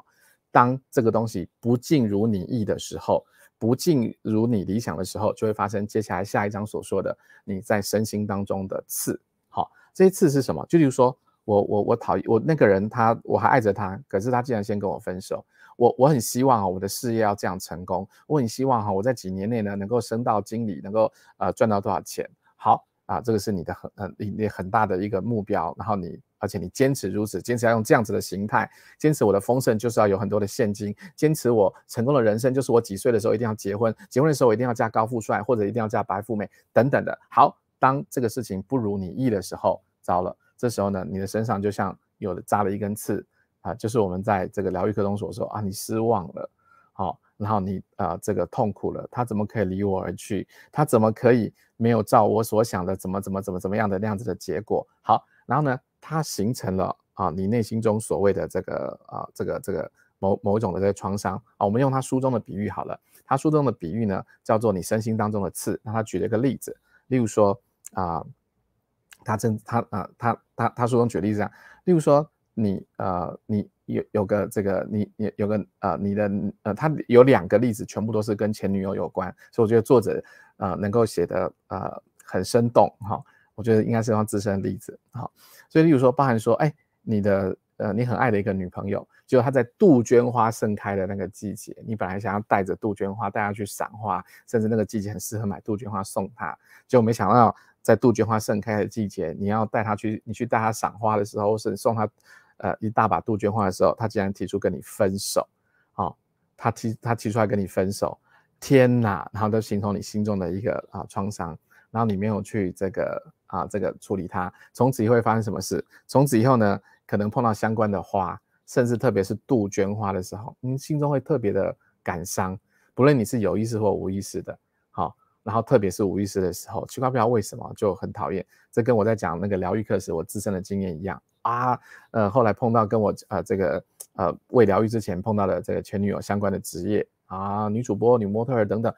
都不想听，我都不想谈。OK， 它变成了某一种的这个创伤没有去疗愈，没有去正面它，没有去处理它。待会作者就要开始讲处理了，他只是先描述没有处理的时候，以及大部分的朋友，90%的朋友，我们其实都有生命中没有处理的东西。好，然后大家都以为没有关系，时间会冲淡一切。他真的跟我们疗愈课讲的一样，时间不会冲淡一切，你只要没有让它处理掉，它就会在那个地方。同时，它形成了一个后果。好，然后再讲一下。所以，例如说他书中的另外一个前女友的例子，他就说，例如说，你曾经在跟一个女朋友非常愉快的男女朋友非常愉快的在过程里面，你还很爱他，然后你很呵护那段感情，你不想让这段感情破裂。可是呢，你就美国每一个人都要很多人都要开车嘛，除了那种纽约特殊的城市之外，很多人都需要开车的哈。那开车的时候呢，你正想着自己甜蜜的这女友，可是开车在路上忽然间看到，路旁怎么有一台宝蓝色的浅蓝色的，他说是福特野马吧，美国人流行的一种车款。结果跟你女朋友的车一模一样，那你远远看着她，越看越像自己女朋友的车，同时呢，你从你的这个角度看过去，前座一男一女2个真抱在一起，好像正在拥吻可是因为在高速公路上你不能停下来，所以你就这样开过去了。可是你心中一直产生那个怀疑，他到底是不是好像是我？难道我的女朋友会对我不忠吗？我从来没有想过。我从来没有想过，可是我现在很爱着他，还有你心中很害怕，万一戳破了，万一真的是这样的话，那你的恋情不就要告终吗？因此你决定，我不要让他觉得我很小家子气，以致我不想我的感情现在就破裂掉，因此你决定忍在心里面不说，要把它压抑下来。好，结果3年后呢，你们分手了。好，然后同时呢，你也有另外一段感情，同时你也有了你的未婚妻，甚至已经结婚了。可是呢，你这一天本来带着自己的妻子、未婚妻甚至家人要一起出游，可是出游的时候呢，本来开开心心的在车上还唱歌聊天，可是忽然间呢，你就看到路旁又有一台浅蓝色的福特野马的车款，然后同样前座坐了2个人，就算没有在拥吻，不晓得为什么，你可能有想起来这件事，你也可能没有想起来这件事情，可是忽然间你的心里面开始难过起来。一股难过的情绪开始蔓延出来，你没有觉察的话，它其实就是蔓延出来。忽然间你的好心情不见了，不但是如此，同时你的那个头脑又开始运作了，它称之为把你往下拉的这个运作就开始了。然后这个书中有几段描述比较长，但是他在描述的意思大概就是说，你若是没有注意你若是没有开始练习觉知你是那个如如不动的车站，就是你没有那个觉知的稳定的话，你只认同你的室友的话，你的那个室友或者你的心智会那个来来去去的火车会把你往下一直沉沦的拉，一直往下把你沉沦拉得很严重。因此他就举例，他延伸就可以想到很多很可怕的事情。他是不是对我这个除了不忠之外，你也会怀疑自己现任的这个老婆或者是女友是不是对你会不忠，然后甚至你会想甚至再往下细想，对，所以上个礼拜有一次我打电话，他隔了半小时或1小时才回我电话，他说他去买什么东西，会不会事实上他是跟别的野男人在一起，然后再往下想，会不会这一段感情他根本就不是真心爱我的，事实上他是怎么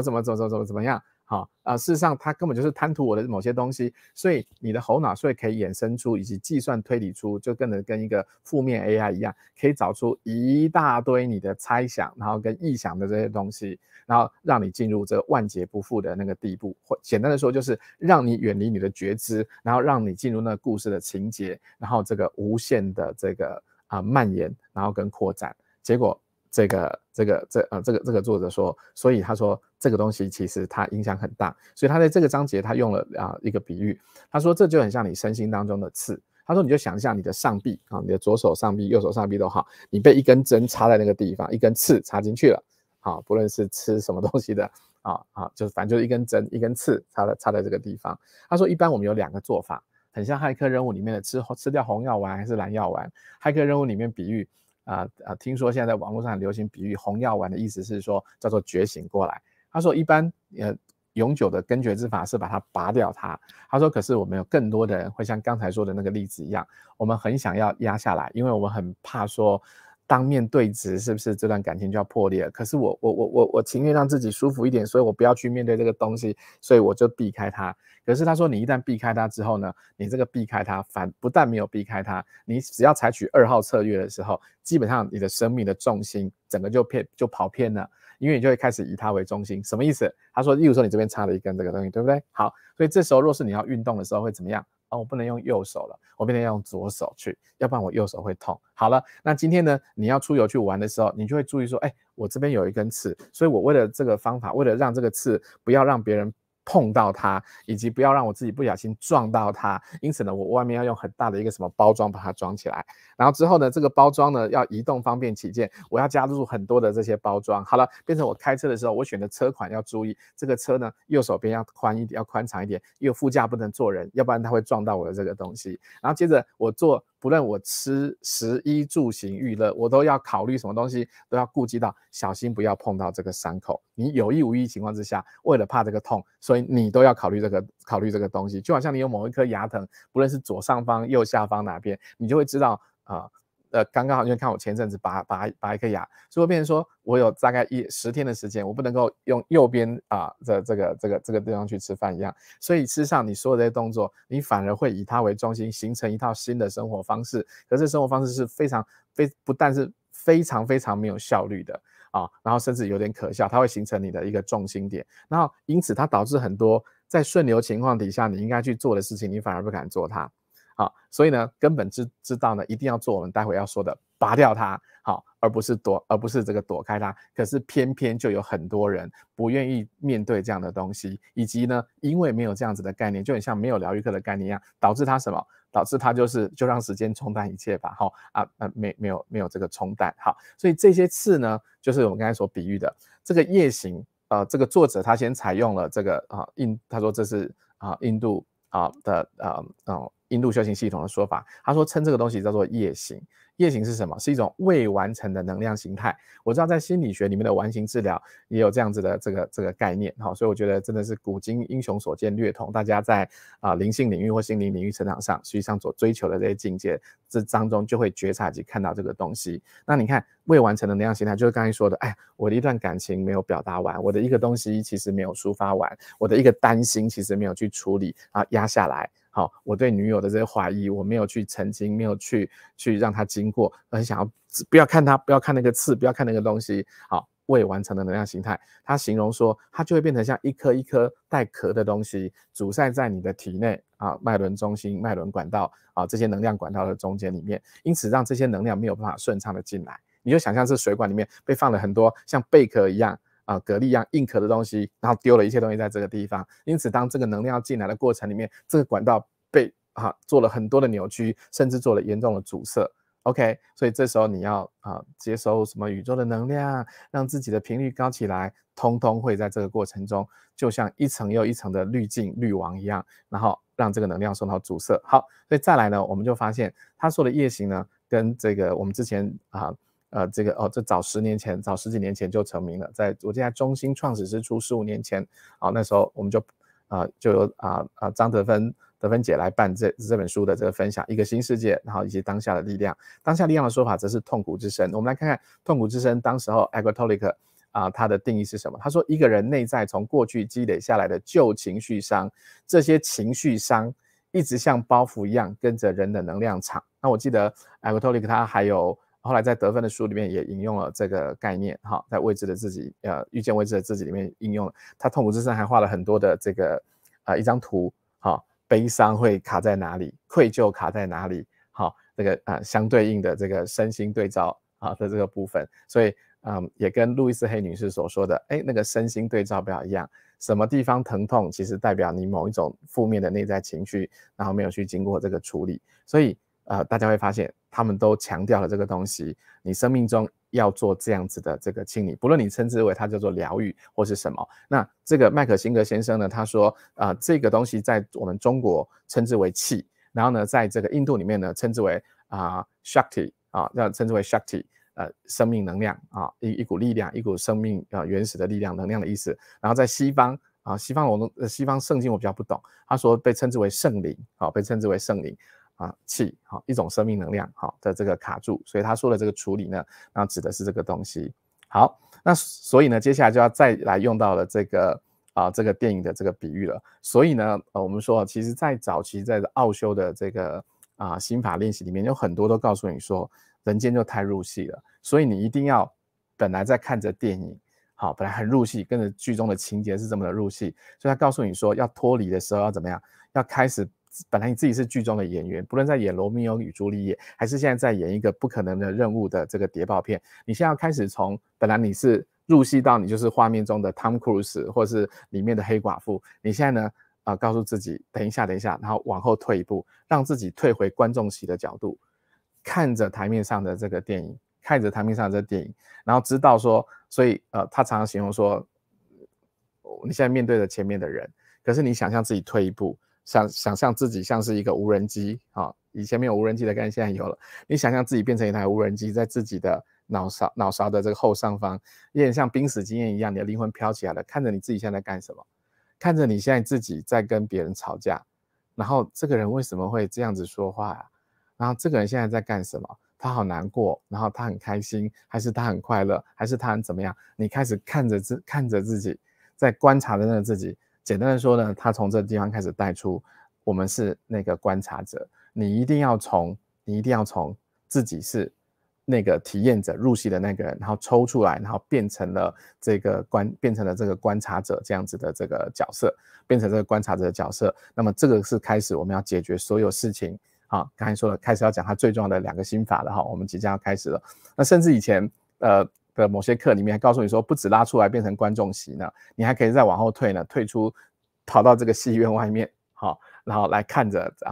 你的人生，看着这个地球的大戏。所以这个作者其实也做了一个比喻，他说其实某种程度你可以想想，你现在正在烦恼跟痛苦的很多事情其实是怎么样，其实你不过就是一个在宇宙中漂流的一颗星球就是地球它里面的一个人 OK， 然后他所眼光中所看出去的这些事情，然后这事情真的有这么的痛苦，然后有这么的这个你说这么的逼真，这么的这个难过嘛等等他说你有时候你把它拉出来看，当你变成了一个拉远来看，当你变成一个观察者的时候，这些感受忽然间就变得不一样了。所以他在书中麦可辛格先生称之为那个痛苦的那个痛苦的事情跟看着那个痛苦的你，这是2件事。我再说一次，这个让你痛苦的事，例如说你心爱的人走掉了，死掉了，发生什么样的事情，这的确让人家这个事情的发生让你很难，让你觉得怎么这样在我们人情世故上觉得这让我太失望了，真的让人家太难受了，怎么会，我还不希望如此，可是为什么会发生这样的事情OK， 这个是事情的本身。可是看着这个事情的这个你，这个观察的你自己看着这样子的事情，他说这2者事实上是可以拉开的，所以对于发生的这件事情，他离开你到底要多难过，难过到要去跳楼自杀，还是你可以较为淡然的去处之，其实这当中是有一个间隔的是有一个间隔，是有一个，所以并不是说像连续剧演的，他离开我然后我就要去跳楼，他那个怎么样了我也要跟着他去死等等。 OK 好没有那个不是，那个是一种反射性的这个没有意识的那个动作，可是事实上你是可以抽离拉开的，让你见到觉知者。所以我们赶快要进入来谈最后的这个他觉知的这个部分到底是怎么样变成这个观察者？同时呢，这个我们说从这个体验者变成观察者，同时这个观察者到底用什么样的心法来拔掉？你看他前面画了4张，通通在告诉你为什么我们会如此的入戏，然后入戏里面有这么多这些痛苦的这些杂质。好，所以呢，他在第4章结束之前用了最后的一个比喻，然后我们就可以来讲这个解答之法。OK， 好，他后面又来讲说，他说其实呢，从开始谈一点灵性的概念。从灵性的角度来看我想会喜欢这个我们中心的频道，那或者是有读不论是与神对话赛斯，或者是你看一些泛新时代概念的朋友都知道一个概念我直接用它第5章的一个图来做说明好了，这样比较快。好，就称之为呢这个水滴跟海洋的比喻。都说我们的灵魂，身心灵的灵魂，我们每一个人其实都是神性的存在。为什么？因为我们都是神性的一部分，所以你个人小我的这个灵魂，或者甚至你大我的灵魂，都可以看作是以前我的比喻，在与神对话里面是用一个水杯做比喻，拿一个水杯在大海里面舀一瓢水，那你把这一瓢水送去化学实验室分析跟大海里的成分一模一样 ，OK， 你就是那个一份子。所以呢，你个人的小我灵魂就像是一个水滴 ，OK， 好，然后呢，所以我们都知道，我们那个本质跟这个神性其实是相同的，我们是一个具体而为的神性 ，OK， 好，那在麦克辛格先生他做了一个比喻他在书中用了一个比喻，他说事实上呢，我们的小我心智或这个小水滴，然后在我们的所属的世界跟我们的生命当中，它形成了一种什么样的假象跟幻象呢？在我们的主流社会以及我们从小生的这个教育里面，从我们喝了孟婆汤，这个投胎，孟婆汤是个比喻其实还没有孟婆汤，投身到地球之后，他说你就像是在一个本来是一片，你就想象一片空旷的大草原，然后呢，在晴天的时候，它受着阳光的这个普照，晚上也有月光的这个普照，然后你就想象在白天里面，这个大草原上面，其实呢，这个所有东西都是自然光，不用开灯，然后呢，太阳光不会管你做了坏事做了好事，不管你是0岁、0.5岁，还是你是105岁，它通通会照样照得到你，像是在一个这样子的环境里面。他说可是呢，我们的心智呢，会形成一个什么结果？他说你就很像在这个空旷的大草原里面自己盖了一间屋子，盖了一间这个室内屋，这个屋子呢密不透风，密不透风。然后这个密不透风的屋子是怎么盖起来的？他说你用的是你自己的心智跟你的情绪，还有刚才所谓的那些业行，就是过往的生命有处理跟特别是没处理的经验，然后盖成了一个屋子。然后这个屋子里面呢这个没有窗户，那因此的光源怎么办？你自己呢在这个屋子一边盖的时候呢，找了一个电源系统。那这个电源呢其实它是做比喻啦，说这个电源很可能是你自己有某一些自我激励的心法或等等的东西但是不是来自于宇宙大道的 OK 好，就像几个电灯泡，可是呢某一天电灯坏了，才忽然发现糟了，也没有备用品，怎么办？这时候呢，你只好去屋子的地下室找一找，然后呢这个找一个这个还有几根蜡烛勉强的用，还有就是因为楼上也没灯光了，只有地下室有蜡烛因此你就去地下室里面生活，就没想到碰到没想到这屋子里面呢，竟然还有藏了一位管家这管家呢，后来在互相陪伴之下，他还很欣赏你的这些写的这些作品你写的某些东西，后来呢你们可能还结婚了，然后2个人这个相濡以沫 OK， 那可是你所不知道的是，明明你走出这个外面的世界，你只要走出这个屋子里外，你根本就不用任何的蜡烛，不用这个少的可怜微弱的蜡烛，或者是之前的灯泡，你本来就有取之不尽用之不竭的太阳光 OK 以及自然光，然后让你采用。可是你硬要盖一个屋子，然后让自己躲在这个小小的这个无光的这些日子里面，跟外界隔绝开来。为什么如此？他说因为那个就是在我们没有这些观念之前，我们之前的认知里面我是孤立的，然后我是在这个小小的这个宇宙里面我可能比一颗尘埃然后都还不如，然后我是微小又没有力量的，然后呢我界定了我的人生，我的人生是什么？我可能现在50几岁几个孩子的爸爸或妈妈，然后我在什么地方工作，然后我现在有什么样的慢性病，我过去曾经有得过什么样的市长奖、总统奖还是什么奖之类的定义，然后就自己了。同时呢，他说你盖成了这个屋子里面对自我的界定里面还有很多，不只是刚才条件的东西哦，还包含很多的信念。我已经50岁了，所以我不行怎么样？那我是45岁又离婚，然后带着2个孩子我已经很难再嫁人了。然后呢，我又怎么样又怎么样？他说一堆那些东西，可是那是真相吗？他说通通都不是，通通都是我们刚才所说的你自我的认知里面去架构的这些东西，架构的这些东西。所以他说开始醒过来吧，这个而且醒过来呢，一直醒到开悟，就是当你哪一天敢勇敢的去跨出这些屋子，然后知道这些东西其实都不是这个真相，都只是这个被形塑而成的，过往的这些你的内在室友，你的这些东西所形塑而成的。好，所以现在呢，我们开始要来拆这个东西了。所以我们到底要怎么样来拆除呢？作者提出了2个东西，2个。这个是今天的这个他第一册里面的这个绝招，前面谈了很多这些东西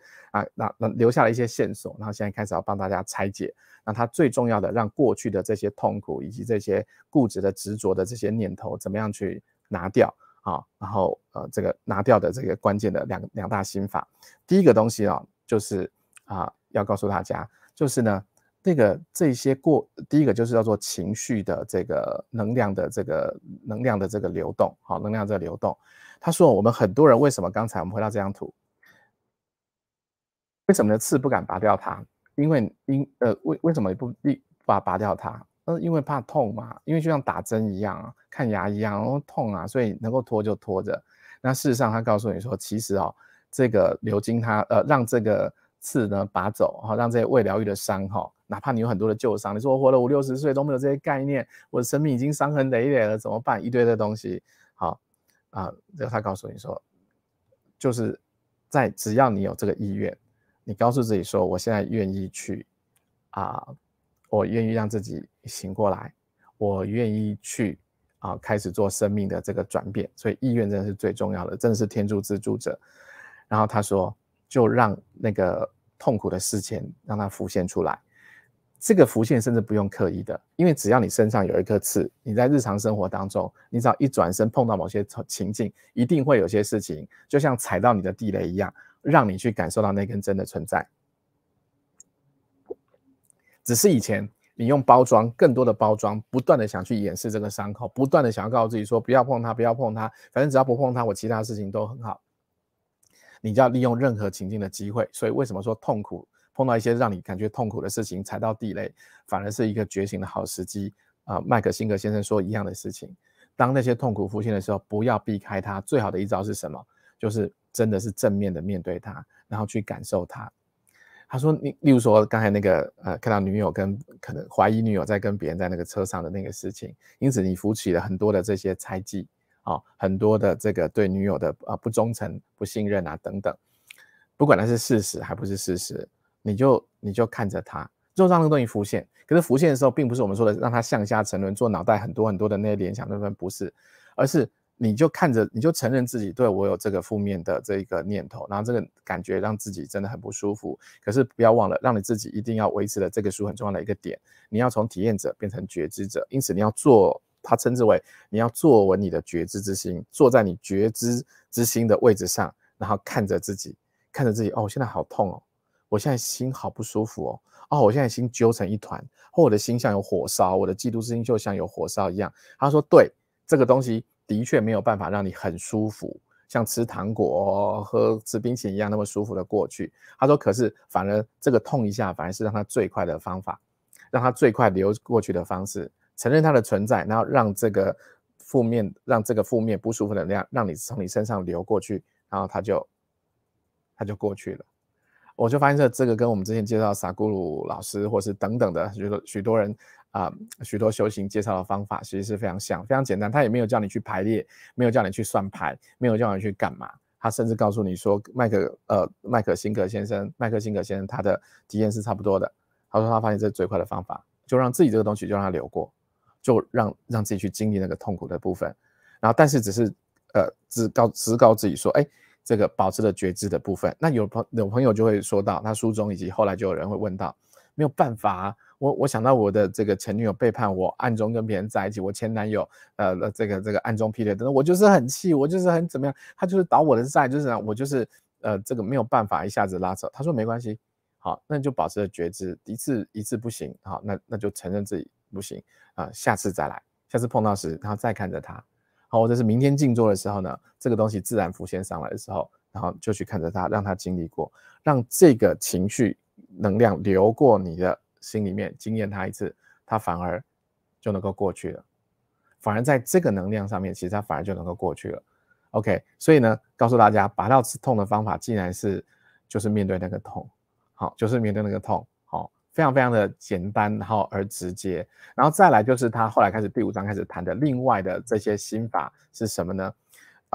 你看其实说出来就2句话，一个就是说让自己让这个情绪能量离经自己。另外一个呢，就是始终开始前面已经做了这么多的铺陈，你始终坐在自己的觉知智慧上，开始认知到第5章开始加强了很多的说法，包含用到了水滴跟大海的部分，待会会再讲一次。它让你做定一件事情，你并不是你在人间就是一场这个体验的部分，跟与神对话跟赛斯在谈的东西都是一样的。你就是这个就在这个部分，因此你要知道这个觉知的本体，那个意识，他在书中里面后来终于开始讲到了，那个意识才是真正的你，那个后面那个意识才是真正本质的，才是真正本质的你。好，所以我们现在就可以开始来看第5章的部分了。所以他说你想要真正的快乐嘛？你只要认同这个世界。我先讲一下，我们在这个系列的我的第1场讲座里面，在讲到那个谁讲到那个应该是第2场讲座，讲到那个绝症逆转的这个莱斯特先生，其实在他的自传里面呢，竟然有一段，就是说我不是说他已经活出那种已经很像登出这个世界了。好，他登出的意思是说他已经不入世了，他绝大部分处于隐居的状态。他说他还深深的体验到，他说其实呢只要认同这个人世间，就会有一个问题，你就很难达到终极以及非常长期而持续就算不是永恒好了，虽然书中他有一点意思是用永恒的角度来看终极的那个幸福跟愉快的话你只要认同人世间，你就没办法做到，因为你就要花很多的力气去取得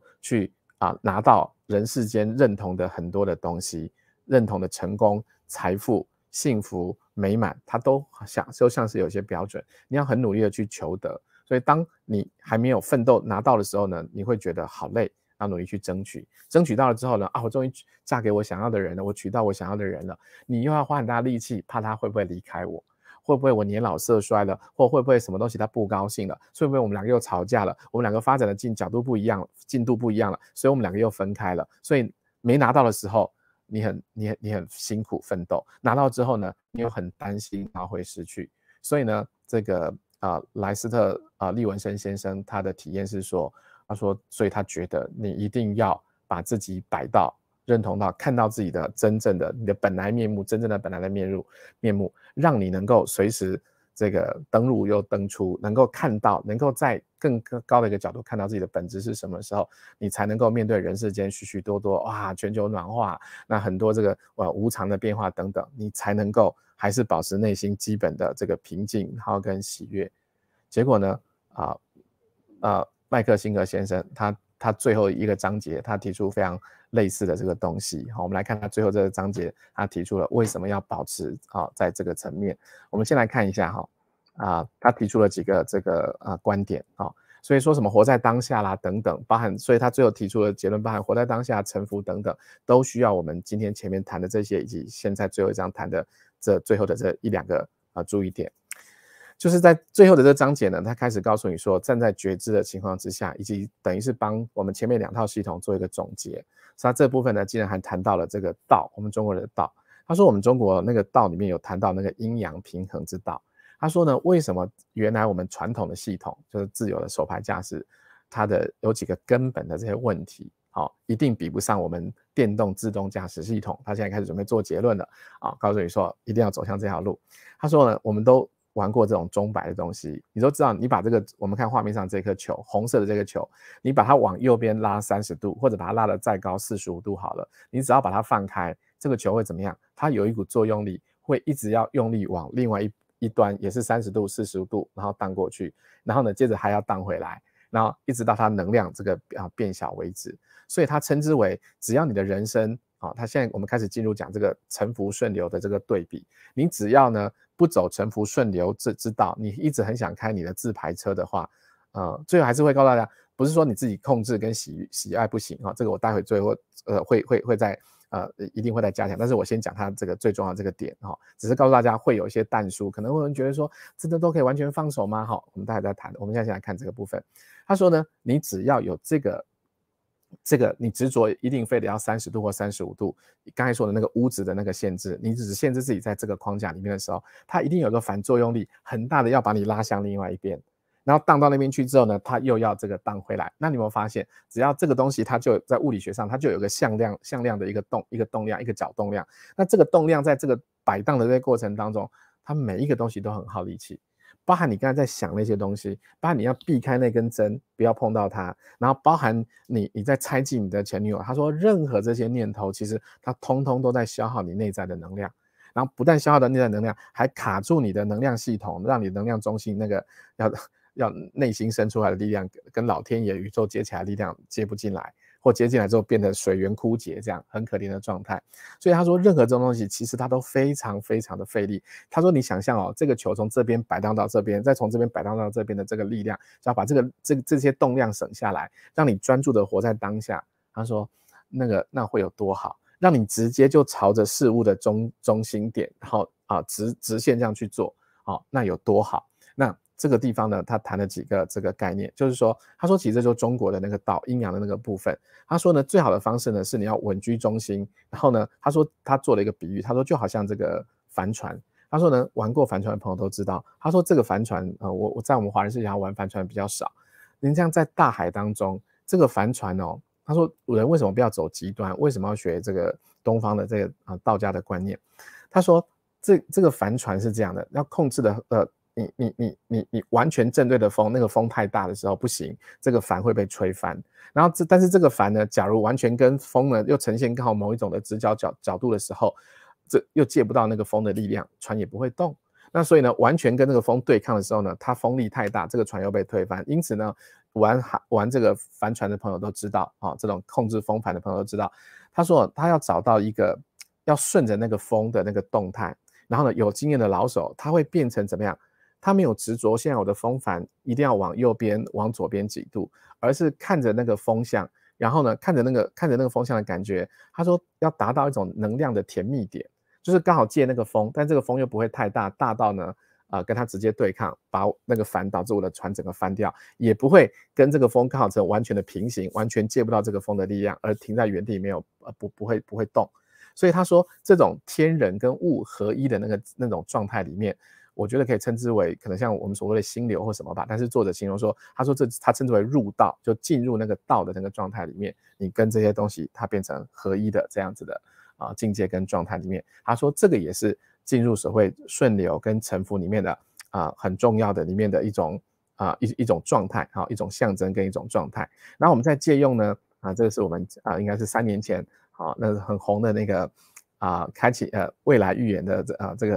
个作者乔迪本斯很有名的这个心脑科学家，他在他的书中画这张图也有点像那个摆荡图一样。你看一下，我们现代人为什么没有办法活在当下？因为我们绝大部分的能量不是在担忧未来，就是在缅怀过去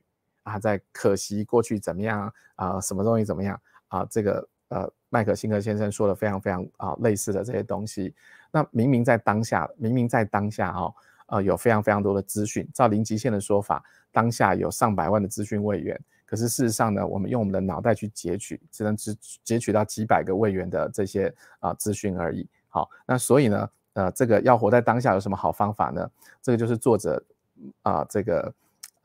活出觉醒的这个作者麦克辛格先生，他我们来看一下他所说的：不抗拒生命之流沉浮，直视死亡，才能时刻活出生命，珍惜当下。他就说人世间还有很大的一个恐惧是针对所谓的这个死亡。然后他就说，你可以想象，假如医生告诉你说你只剩最后1个礼拜可以活，然后他说他看过他的这些亲友，有人被宣布只剩1个礼拜可以活在病床上，他说这时候一定会有很多人会说啊，我好想出去医生我可不可以出去走一走？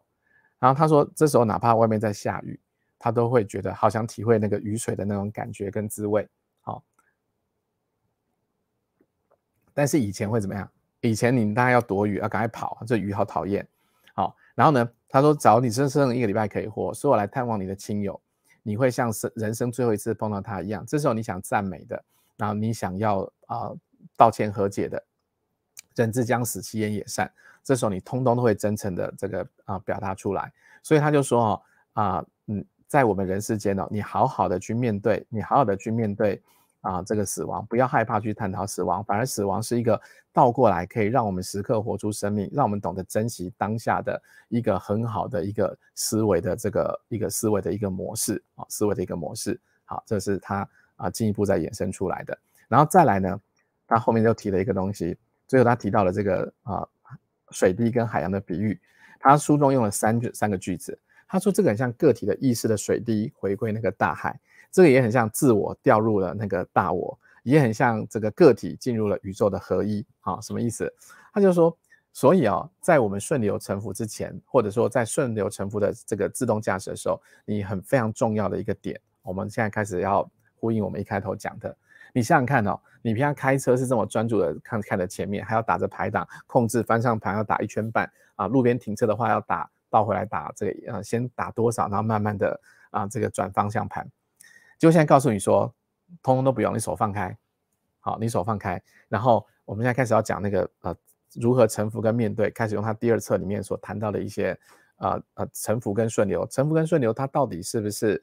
自暴自弃，它是不是随波逐流 ？OK， 好，的差别到底在哪里？好，所以这个是它的最后的这个奠基。你想想看，你的那个驾驶系统本来之前是靠你的脑袋，靠你的心智，现在既然说不用了，不用你的五感，我不用我的这个既然不用我的脑袋来做这个太大的决定，只要给它按好方向，我今天要去台北车站，我今天要去哪一家餐厅车子就这样过去了，设定了一个你想要的目标之后就这样过去了。那到底有什么系统在取代着我？所以为什么现在很多人不买这个电动车？后来跟家人不买这个特斯拉电动车的原因是什么？因为还是3不5时的会看到一些新闻，特斯拉又失火了，然后特斯拉又撞人了，连知名的影星林志颖都开着这样子的车子都毁容了。OK， 好，我们会害怕。所以假如你对新的系统没有一个相当的心理底蕴的认识跟信心的时候，你怎么有办法看着一个别人的故事他都做到股票上柜上市公司的老板了，然后我就换掉这个系统，从此以后我就脑袋不用，然后我就这样子去臣服顺流了吗？这样会不会用起来？你表面上说对对，我很相信他，你看看他书卖的这么好，欧普拉也这么认同他，也这么推崇他，所以他一定是对的，对他可能是对的。可是你会不会自己用起来怕怕的，然后会开始想在你的潜意识里面人家是大师做得到，我们是凡胎俗子，好，那可能在我身上就不行。OK， 好，那是杨定一教授可以做到的我不是 OK， 我没有办法做到等等，你这东西会害怕，所以我们要奠基这个基本的一个概念面，所以又回到了我们新时代很重要的一个点。为什么整个宇宙它会很想乐于帮助你？为什么亚伯拉罕讯息秘密背后的秘密也告诉你，你的大我其实无时无刻巴不得你成功，巴不得要协助你。对啊，因为你是来人间，因为你是他来人间的一个分身是你的灵魂在地球上体验的一个这样子的一个过程。然后你是那个有形的我，可是那个有形的你的穿上了这个工具，是你的这个身份感，你是45岁带着2个孩子离婚的妈妈等等，这个是你进入这个体验场里面的这个身份。可是你必须要知道，更大的那个本质的你，其实不是在那里，在这个影片之外，在这个电影之外。然后更主要的是，所以你跟一个更大的力量其实是结合的，跟联合着的。所以为什么为什么你可以相信这个自动驾驶的系统？当你自己清理完之后，要不然这个时候就会发生像零极限很像的事情。你要接受这个更大的系统来取代你自己的小我的这个控制啊，我要往这东边去，我要往西边去，我要这个人，我要那个工作，我要那什么东西，你自己找资料，然后打电话找人等等。你现在既然想要宇宙的更大的心想事成的力量来协助你，那么你对这个更大的系统要有相当的不但是信心，以及帮自己基本刚才说的那个东西要去把它做好这个基本的这个清理的这个动作，才免得什么？我刚才说零极限零极限不是一直有一张图吗？告诉你说，其实神性的灵感一直从上面照下来，可是它就像是我们人的意识，就像是有一个透明的板子。所以修兰博士在演讲的时候我们邀请他来分享过2次，然后我自己参加他的工作坊，他永远都拿一个那个大大的探照灯，晚上夜间露营用的大大的探照灯，然后加2张那个赛璐璐的那个塑胶板，然后一块是黑色的，一块是透明的，然后他永远就是会拿着这个探照灯加上一块黑色的，先拿起那块黑色的胶片，然后把灯打开，然后呢把那个黑胶片挡在那个灯前面，问台下的观众，你有没有看到任何东西吗？看不到。好，然后呢他再把这个黑的胶片拿下来，换上那个透明的这个亚克力板，然后灯光一打，大家完全可以透过那个透明的玻璃板去看到这个灯的亮度的状态是怎么样，闪着红灯还是闪着黄灯。然后修兰博士就会告诉大家，这个光线呢就像宇宙来的神性的灵感， OK， 大我给你的神性的灵感。然后呢这个胶片就相当于什么，或者亚克力片，它就是等于你的这个意识，你这个人的滤镜的这个状态。那因此呢，当你没有清理的时候呢，哇，你的这些这些杂念、这些资讯、这些记忆在潜意识底下的，它就会阻挡，然后让你得不到真正的这些灵感。因此你收到的很多的资讯其实是什么？它不是真正的神性灵感，是来自于你内心底层的那些记忆的这些重印跟重演。所以为什么基本的这些清理动作它是非常非常重要的。所以以现在零极限的这个流行的那段时期，也是很多人在问怎么判断什么东西是灵感，好，什么东西是我自己小我所幻想的呢？好，这是很多朋友其实会问到的。那基本上的部分，除了说真正来自于灵感的部分，是逻辑想出来的东西，会有很多的这个逻辑性。比如说你现在正在谈财务的东西，然后你想到某一个会计 ，OK 那这个是有逻辑性的东西。那很多神性的灵感是你清理之后，不晓得为什么就是噔噔就一个明亮，甚至豁然开朗，甚至温暖的感觉从内心里面去跳出来，不太有逻辑性，但是就觉得我就是想这么做，就是这个东西就像作者忽然间看到那台新型的，之前从来没有什么叫个人 PC 8位元的这些东西不知道为什么就是，然后他就有那个灵感，他就是要去买这个地 ，OK。好，所以在那个之前，你要让自己得到这样子的真的来自神性的灵感，需要做这样的清理。所以同样的，所以你要有认识到，你是你的个体的意识的水滴回归大海，以及是你的自我掉入了大我进入了这个宇宙合一的这些状态里面。所以这个时候呢，你的这个臣服，你的这个臣服跟你的顺流呢，然后才会出来。所以包含说这个跟随波逐流有什么不同？以及很多朋友问了，这是不是很像自暴自弃呢？它的差别在哪里？你看所谓的自暴自弃呢，或者是随波逐流，这听起来很有负面的意思，也的确是有很多人是说那我就家里就摊在那个地方，我摆在那边东西，本姑娘或本大爷，老子不干了老子不做了，反正呢，既然呢我有这样子的天命，既然是如此那个我有这样的所以我以前常说嘛，假如说你明明有机会上很好的学校，假设台大好了，假设说你有这样的机会可以考上律师、会计师什么什么你想要的东西，好啊，既然算命的说然后有人说算命是不是很准啊？他说我这样子的命，对你有这样子的命之后，然后你就想说对本姑娘或者本大爷就是有这样的命，所以呢没问题稳上所以你就躺在那个地方然后就不读书了然后呢这个不好好锻炼身体了然后就想说等时间到，算命说我35岁的时候45岁的时候有这样的运，我可是真的看到学生以及自己的亲友当中曾经被算命的算过，我这个人没什么那个，我这个人就是要等到这个35岁以后才会有大运就有很好的工作机会，他真的等到35岁然后机会有没有来不知道有没有来，可是他一样一事无成然后再继续等到40岁，然后一直等到过了40岁，要到45岁觉悟了，看来继续躺在床上等是没有办法的才愿意出去从基础的工作开始做起真的到50几岁的时候呢真的有不错的这个公司的中高阶的这个职衔可以做到，细节我就不谈了哈。那我的意思是说，大家有没有发现一件事？所以你有没有这样子的这就是我要谈的一个观念，就是你在顺服跟承流的状态之下，哪怕你就跟算命一样，你有这样子的机缘，然后你有这样子的灵感来的时候，你也一样是要去行动的呀。就好像这个作者，他当时一直有那灵感去买这个地，然后呢，他就觉得，他就想设计这样子的屋子，然后这屋子之后呢，就有富商捧了一笔钱，说你来帮我盖个这个东西吧，他有机会是可以拒绝的耶。所以呢，我们现在要稍微整理一下，他说的这个臣服的意思是说，所以很多人臣服是说，是不是老天爷掉到我面前的所有的事情，我通通都做它？好，然后或者像刚才说的 Yes Man 的那个问题，就是那个金凯瑞演的那部戏，没问题先生，是不是你不喜欢的人，甚至你讨厌的人跟你说，我想跟你上床睡一觉，或我要跟你借个200万，明明你的口袋里就剩下250万或210万，然后你说生命中不说 no 的我要臣服，然后呢，我就要这个。我就要把钱借给他，然后甚至会看到有一些人会体罚孩子，体罚什么东西，我就是要打到你臣服，我就要达到你怎么样，然后这些都是误区的观念，那所以呢，是臣服它最基本的一个心态，除了我们刚才前面我们讲的这个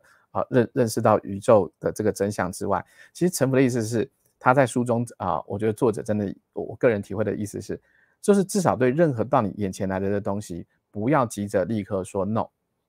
不要急着第一个的反应。为什么你会说 no？ 因为我们被很多东西所阻挡，包含刚才所说的我的限制性的信念我几岁了，然后这个东西我做不到这个东西我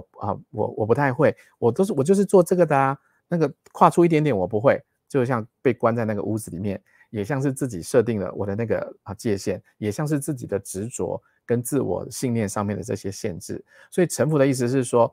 不要很多人是事情一发生，我们花了很大的力气，你的脑内的室友又来了怎么会发生这样的事情？怎么会发生在我的身上呢？这个人真的是混蛋。然后呢，今年是怎么回事那个疫情才刚结束，然后现在又发生这样的事情，那到底是要怎么样？你是一大堆的那些抱怨。换句话说，你对宇宙中所发生的事情或者在生命中发生的事情，你是相当没有信心的。然后你是相当觉得说，我真的是倒霉8辈子的霉，这件事情才发生在我身上，却没有发生在我邻居或我隔壁的同事的身上。所以一旦你有灵性的观念之后，知道所有发生的事情，就像与神对话一直在谈的，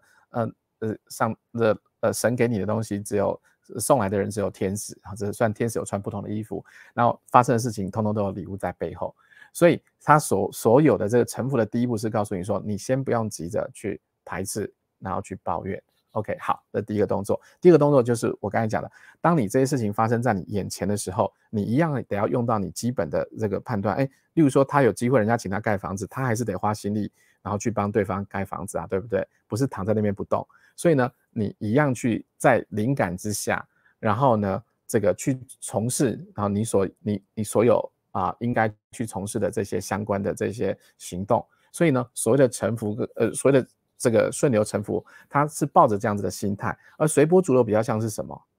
大家都很烂嘛我也烂那所以就是你要做什么做可是做的时候其实是对自己的生命，然后对这个宇宙事实上是没有信心的，甚至是抱着一个有一点爱做不做，然后拖着的，然后既没有信心，然后也没有这个任何的这些热情，然后在那样子的地方，然后会觉得哎呀怎么做都一样天下乌鸦一般黑啦然后呢哎呀这个年头就是很糟糕啦，哎呀大家不就是那么庸庸碌碌过一生嘛他并不是从一个较高的角度，较高意识状态的角度来看到我们人世间其实是一场体验戏，然后我们现在从体验者变成这个观察者。所以呢，这本书的这个作者，他的最后一章的最后一句话竟然告诉我们说，所以他第3册的最后一章竟然告诉我们说，所以要做在世而不属于世既在人世间这又不属于人世间。然后大家有没有发现这句话不知道是他抄与神对话的还是这个又是英雄所见略同，因为与神对话有一模一样的字句连字都一模一样，就说在世而不属世。你知道你在人世间体验，对，你有个身份感在那边体验，可是呢你也可以把这个身份呢拉出来，所以你看着自己我刚才说了45岁或50岁离婚带着2个孩子啊，不管你的性别是女生啊，或者是啊刚好我身上又有某一些不方便的地方啊，我的某个角有所缺陷等等的啊，因此呢有很多的这个不能做那个不能做，那个是你外在物理上面的这些限制。好，但是事实上从更高的意识状态来看，我们在这边做的有20岁、30岁、60岁、70岁，有身体少一只脚的，有家里怎么样的，然后原生家庭怎么样的，有心理有创伤的，有创伤症候群的，等等等等等等。可是呢，其实把这个画面一扫，再换另外一个角度来看，从登出的角度来看，每一个人其实大家都是神圣的这个小水滴、小水珠啊，所以你越能够有这样子的概念，你越可以跳出你既有的这些在人世间的这些限制跟卡关。那所以呢，在这边再提醒一次，所以重点还是回到他这本书在第一册在讲的一个东西，我们人世间的这些痛苦、这些疗愈的过程，他没有教大家复杂的那些技巧。他直接告诉你，你就是好好的怎么样，你就是好好的去让那个痛苦，然后去流进它，然后练习像大秘密里面说的，你那个来来去去的那些念头是你内在的那些室友，不要去认同它，因为你太认同它，同时跟着它下去发展之后，就很像在听着一个像最近前2天才跟孩子去唱 KTV， 才发现说哦，点一点我们那个年代的情歌，虽然现在的孩子的很多歌就觉得节奏好快，然后周杰伦的很多歌词不看歌词真的听不懂他在唱什么东西。 OK 好但是发现说点我们这种90年代的老歌等等，那些情歌真的一个比一个还悲伤像齐秦的这个什么什么我的灵魂这变成什么我的灵魂已经片片滑落，然后要慢慢拼凑拼凑成一个完全不像自己的我或不属于自己的我，哇都超惨的。所以书中一直强调，你跟着下去那个走的话，你会把自己拉入一种深渊，就太认同那个物质界的深渊，所以你只有一个方法，就是一定要稳坐在觉知的宝座，当那个观察者。一开始会很不习惯，可是这就很像切换系统。你以前不会打智慧型手机在学习的那个过程，以及你以前现在可以上车要把双手放掉只有当那个发出警报器告诉你说现在这个东西要让你做选择的时候，然后你才需要再动一下的这样子的这个的转换，你势必要去做这样子的练习。好，所以这个就是他第一册的这个关键的心法。好，那我们来看大家有没有什么问题，然后我这边很快的因为他的这东西蛮多的，我现在很快的再做一个第一册的复习，然后最后呢一点的时间第3册它事实上就是怎么讲。好，我先讲第3册一点东西好了。它第3册的东西呢，其实它就有比较像是第1册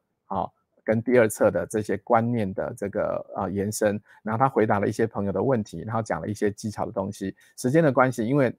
很多的技术跟技巧，其实各法门其实多少都有，所以我还是会建议大家，一定是第1册的心法先有了之后，再去看它的这个第3册。那好，时间的关系，我先给大家看一下这个目录。你看它的第3册，它一开始谈意识觉醒，你看跟第1册是一样的，从觉醒过来，觉察到自己在经验一切事物的是谁？你看，其实它只是讲的更多一些，可事实上概念是相同的。然后告诉你这些外在世界，你眼前的这一刻跟你所生活的世界，等等，你眼前的一切非关个人，大家有没有发现？再告诉你，你所处的这个物质世界是一个体验场，再直接告诉你心智。外在的世界如何于心智中再现，然后我们心智我们是怎么感知认知这个世界的，其实就跟那个电影那个无感进入这个世界是相同的。然后第4步呢，想法与梦想，他现在开始进入了那个心内在的那个感觉。到第5步的心，了解情绪，了解你的这个能量为什么敞开跟为什么关闭，然后注意那个能量之流。然后呢，到第6步，生命的困境跟超越，所以你要怎么样跟心和平的相处。好，然后怎么样不压抑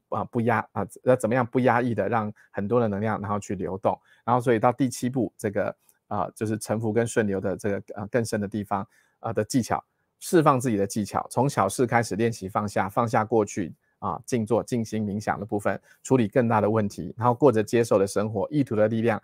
探索更高的状态。然后就像我说的最后一句话，你看他的第39章说，处于事就这张投影片的最后一句话，处于事但不属于事，跟与神对话中的这个在事而不属事，你看几乎是一样的这个句子。那我举他书中的一个例子好了，我看一下我看看我有没有这个投影片，比如说他书中呢有一个这样的例子啊，就是说一棵树，我们让各位朋友来做一下简单的这个最后的10几分钟，让大家感觉一下这个练习很简单，几秒就可以完成。大家看到画面上这棵树，好，我们今天课程上也玩过这个。那请问各位朋友，你看了这棵树，你有什么样的感觉？好，然后你会让你这个联想到什么或感受到什么？我们给大家3秒钟、5秒钟的时间啊，把你的这个第一个感知把它说出来，或放在心里面。好，我说一下，以前我们在课堂上练习的时候呢，就有同学说他说这棵树长得好大啊，他就说呢，这棵树一定觉得自己很幸福，好，因为呢上面一定有很多的鸟在上面筑巢，然后在这边很安全，好，然后呢也有同学说这棵树呢，一定也觉得自己呢这个长得很好，你看它比周遭的树来的漂亮，然后呢这棵漂亮的草原上，它就是最显著的这个树，而且它外面的这个树能够长最明显的象征物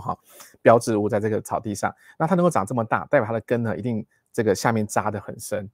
然后呢这个这个树一定觉得自己很健康。那还有人说，就想到了阿凡达星球上面呢，到阿凡达星球上面听说1亿棵树形成一个网络，所以这棵树呢也是地球更大网络的一部分，很多的这个说法。然后结果呢，课堂上老师就告诉大家说，那你确定这是这棵树的想法吗？还是这棵树就是这棵树其实没这么想，其实所有的这些想法其实都是你们大家自己的想法。然后在他第3册书中就有一个类似像这样的例子，他讲一个禅师，他说禅师他的弟子开悟的故事。他说他的弟子有一天呢跑来告诉这个禅师说，哎，师傅，我今天发现了那个庭院前的那一棵树他说我忽然间有个新奇的发现。师傅问他发现什么，他说今天我看它就只是一棵树然后师傅就问他说，之前不是本来就一棵树吗？他说不是，他说之前我每天经过它的时候，有时候就会让我想到故乡的那一棵树，就让我想起我的家乡怎么样，然后呢要不然我就想起可以在这个树下什么，其实就是我们在前面说的我们的那个内在的室友，或我们过往的生命的经验，也可能是我们的业行，OK， 然后引发了很多投射在这棵树上很多的情绪跟情感的种种 ，OK， 那可是今天呢，他这个弟子竟然第一次看这棵树，他就只是树然后师傅就告诉他 ，OK 这个弟子已经某种程度已经开悟了那这什么意思？他当时书中这个故事的标题说树可不可以就只是一棵树而已？其实他就是说明说，当我们这个活在当下的时候，就像零极限里面所说的在1秒钟里面，这个当下有上百万的资讯位元，可是我们其实只可以截取几百个这个位元而已。然后特别是你再没有活在当下，加上刚才那个预演未来的那张图，你再担心未来，然后或投射未来，然后呢再缅怀过去或懊悔过去，或沉浸在过往的光辉的这个过程里面，或者像刚才前面所说的，哇，你这个执着一定要摆30度，然后接着要摆回来，再摆回来30度，在这过程里面，你消耗了太多的力气，我们做了太多这样的投射，那这个原因是什么？就是像刚才电影院的比喻，你没有成为一个观察者，你某种程度就是你入戏了，或者是甚至可以说是太入戏了。因此你没有坐在你的觉知照麦克辛格的说法，就是没有坐在你的觉知之心的宝座上，然后没有常常这样，没有常常在世而不属世的看着这一切发生的时候，那么你就很容易进入这些故事的这些情节，没有办法保持一个清明。然后一旦你随着这故事盘根错节的去发展之后，你会让自己一直往下沉沦，甚至进入到比较黑的这个状态。可是他说其实要醒过来也没有那么的难，就是认知到这一点。记不记得再重复一次那2招，让那个痛，让那个刺，让那个不舒服的感觉就看着它，让它流过。虽然你说是观察者，我也是会痛要我回想着当时他离开我，或他狠心打我，或他狠心背叛我的那个画面很痛苦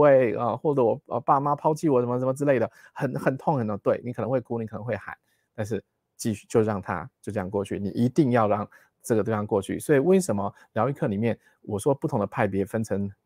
几个不同的步骤，有的分成12步骤，也有基本的3步骤，觉察、理解、释放，或者是圣严法师的面对它、接受它、处理它、放下它。你注意看在面对接受的过程里，那个会痛，那些负面情绪其实会出来，但是那个能量你得让它流动过去，然后所以站在觉知者的角度，然后呢这个让这个情绪让它过去。所以各位朋友，若是你今后碰到任何事情，或者是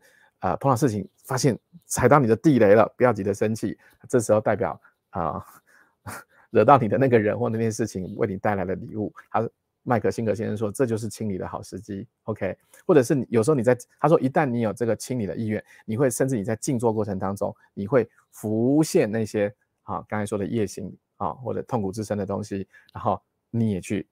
经历它，不要去跑掉，你就发现越清理的过程当中，你的生命越松。所以为什么道家说要练习放松？麦克辛格先生也一直强调，你就是放松，你愿意放松，然后你愿意放下 ，OK， 然后你收到的那个灵感，然后接纳到面前来的事情，至少不生气，至少接到东西就不急着那个，因为背后有什么礼物超过你脑袋的这个计算。虽然你到后来也是得稍微用一下你的脑袋去从事帮人家盖房子，总要那个花脑袋嘛，然后你去写程式，帮人家写会计程式，人家花脑袋是没有错，至少不急着立刻往外推说 no 不行，这个东西先这个部分就先弄掉了。所以他的第3册里面呢就会讲这些技巧，所以包含再讲他，所以他只有一个让他看他指示数的练习，然后甚至他也在提到他的刚才的这个最后这一章说学着放下，包含释放自己的技巧里面，发现释放自己不了。书中还提了印象中还有另外的几个方法，时间关系我就随便举1、2个例子。他也这时候他就放入了很多应该是他自己学习过的，不论是看来或学习来的。不然他也建议他用了很多印度的方法，然后你可以念一些咒语，包含念 Om Mani Padme Hum， 或者是你喜欢阿弥陀佛、观世音菩萨法号等等的这些经典这些咒语。他说这些咒语都可以让你平心静气，让你那个头脑这个内在的这些私有的杂音稍微这个放下来，然后呢让自己比较处于一种登出的状态，而让你从这个入世的这个执着的状态稍微做一个跳出来，然后再来，以及他说现在很多吸引力法则很提倡说你要正向思考，正向思考，他认为正向思考也是一件好事，可是呢他认为应用的方法是这样，利用正向思考的同时不必急着否定自己有负面思考。什么意思？例如说我看到那件事情，哎呦开始害怕，哎呦现在确诊的人这么多，哎呦现在那个什么我投资我这个投资的环境不太好，某个行业哎呀好像很没落，现在出版业或什么业好像比较紧张，那我刚好我也在这个行业，我是不是也会有被裁员的危险？那正向思考告诉你说这些东西就不要想，尽量不要想，然后呢去想它好的这个地方这个例如说这个新的建设之前一定要先有破坏，所以这叫做创新性的这个破坏，或者是这个创造之前的这个破坏等等等等。好，你可以让自己转念，这个东西是可以的，可是也不必急着去抵抗。我觉得作者一直很强调的东西，很多东西你只要一抵抗，它就耗费你内在的能量流动，那这个东西就会很累就会很辛苦。你应该把那些能量省下来，所以放松接纳，所以你就承认就接纳，对啊，我自己也曾经浮过这些念头啊，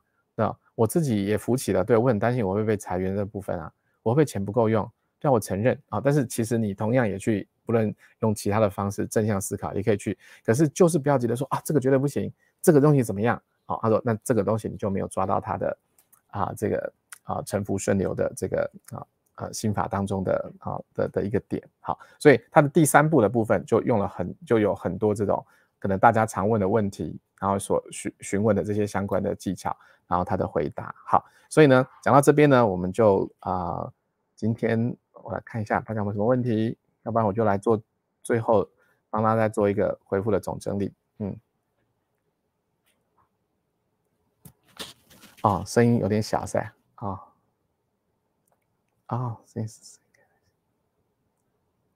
好，若是大家没什么问题的话，那我们今天就最后就开始预告一下今天就是我们在做这个最后的这个结论之前先预告一下，在下个礼拜7月14号就是我们这个系列的最后一场，由福堂老师他之前讲过了这个肯恩威尔伯的这个个人超意识的这个解脱之道，然后到老子的解脱之道，到上个礼拜的佛陀的解脱之道，然后到最后这一周的解脱之道会是谈从耶稣的角度来看，好，这个耶稣他辅导老师是用这个奇迹课程的角度来谈这个他的解脱之道是什么，好，那是一样是在下个礼拜五的这个晚上的7点钟。好，那所以呢，我们今天最后来帮大家做一个复习，帮这个后面才进来的朋友，然后也很快的看一下，然后有空的话可以再回听这个部分。所以呢，我们会建议大家这个麦克辛格先生其实他有这4本书，然后他在台湾比较成名的是他的沉浮实验，可是沉浮实验的重点是放在他的这个沉浮实验，他是放在他个人的这个用沉浮了之后，让自己怎么样从一个像是一个这个灵修的隐士，然后变成股票上柜上市公司的这个老板，所以他的标题叫做从这个隐居者到上市公司执行长，放手让生命掌舵的这个旅程。那可是他在美国红了起来的时候，并不是因为沉浮实验，而是因为他的第1本书觉醒的你，原语翻译叫做没有局限没有限制的这个的灵魂觉醒的你。那所以我们会建议大家，他的核心心法呢是在他的第1本书里面，然后他的下面的这一本觉醒的你的导引练习手册是把他第1册书中的金句美好的这些句子把它拿出来，然后配合一些让你自问自答的练习。所以看了第1本书之后，很喜欢这本书的朋友，你也想要把他书中的概念应用到自己的生命当中的时候，那么你就可以买这本书来作为一个内在的一个自我对话的练习。好，然后再来呢，这个延伸的部分是它的第3册，你看它的英文原名叫做活出这个没有拘束，没有极限。好，所以它是他的这个生活应用的心法，会谈到比较多他在原来的心法之上衍生的一些技巧，然后包含大家所询问的问题。好，然后呢，这个作者他本身的故事在他第2册里面这个他怎么样在这个沉浮的情况之下，从隐居然后到这个买地建立自己的灵修中心，应该说是冥想中心，然后到这个冥想中心，他把它完全转成非盈利的这个机构，然后得到很多众人的这个支持。后来听说甚至是一个这个几万人的这个组织然后他的这个基地变成一个900公顷的这个森林的这样子的状态。然后他先后所创立了2家公司软件公司跟这个建筑公司，然后到后来都获致非常非常的成功。然后麦克辛格先生他在网络上也曾经受到人家的一些挑战跟质疑，包含就是他的这个曾经质疑他的背景，为什么背景本来家境就富裕，所以学历才这么所以学历才有办法念得这么高，否则要念到那样的学校，可能学费就很贵啦，等等等等等等。那可是就像我最后面在解答的，你有这样子的机会，就像算命的告诉你说，你有进入第1志愿，有去国外念博士的这个机缘 ，OK， 但是最后的结果会不会念成那样，也是需要得到你的这个努力。所以并不是算命算出来说你有这样的机会，然后你就只能够说，可能在不论是从解读灵魂蓝图或用其他的方式里面看出来，你在这个人的某种的这个生命蓝图安排里面，你有这样子的机会。可是相对应的，怎么样用适当的心态跟觉知的心态，以及付出相对的努力，去把握这个资源跟这个机会得到那个结果，那么这个还是我们自己所需要去注意跟努力的。OK， 好，然后再来，其实整本书呢，它的主要心法其实就是在训练大家怎么样从手动驾驶转换为自动驾驶的状态。现在开的这种新车，它是能够 AI 来帮你处理这种种的这些事件。可是呢，并不是说你要切换就切换，在这个切换的过程里面，有没有什么东西是它的必要性？就是说有人说我的旧系统一样开的很顺手啊，可是呢，这2个是不同档次的东西，你要让你的人生再次的升级，那么作者建议一定要走上这样子的这个道路。然后你在转换之前呢，要注意的事情，这就是他第1册里面谈到非常多的，包含注意你的内在的这个心智的室友，你的那个头脑的这些心智的问题，还有你从你的意志跟你的限制性信念所导致的这些情绪，还有未处理完的他称之为插在你身上的针，插在你身心上面的针，或者是所谓的夜行或你的痛苦之身，这些未处理的这些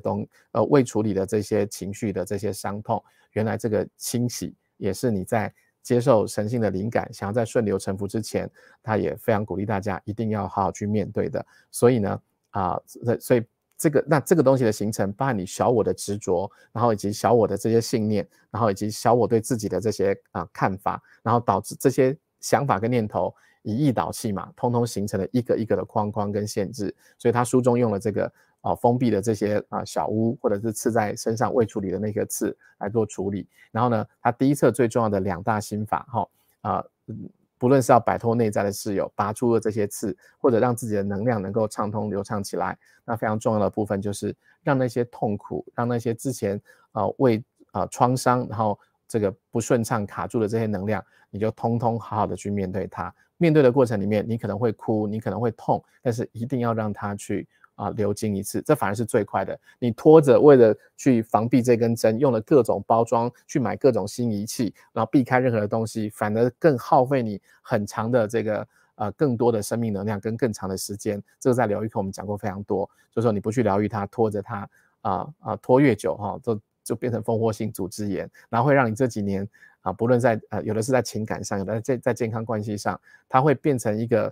慢性病，然后加倍的这个恶化。所以我们会建议大家，他告诉大家说，就不要懒，也不要想这个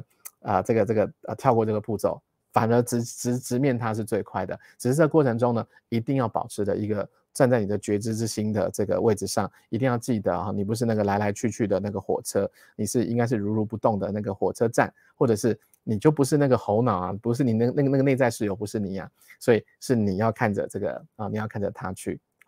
好，所以这个就是我们今天主要的这个部分那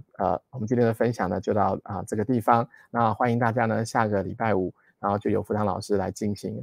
这个最后一场的分享。那我们今天的分享就到这个地方，好，谢谢各位朋友的观赏。那我们今天就到这个地方，大家晚安。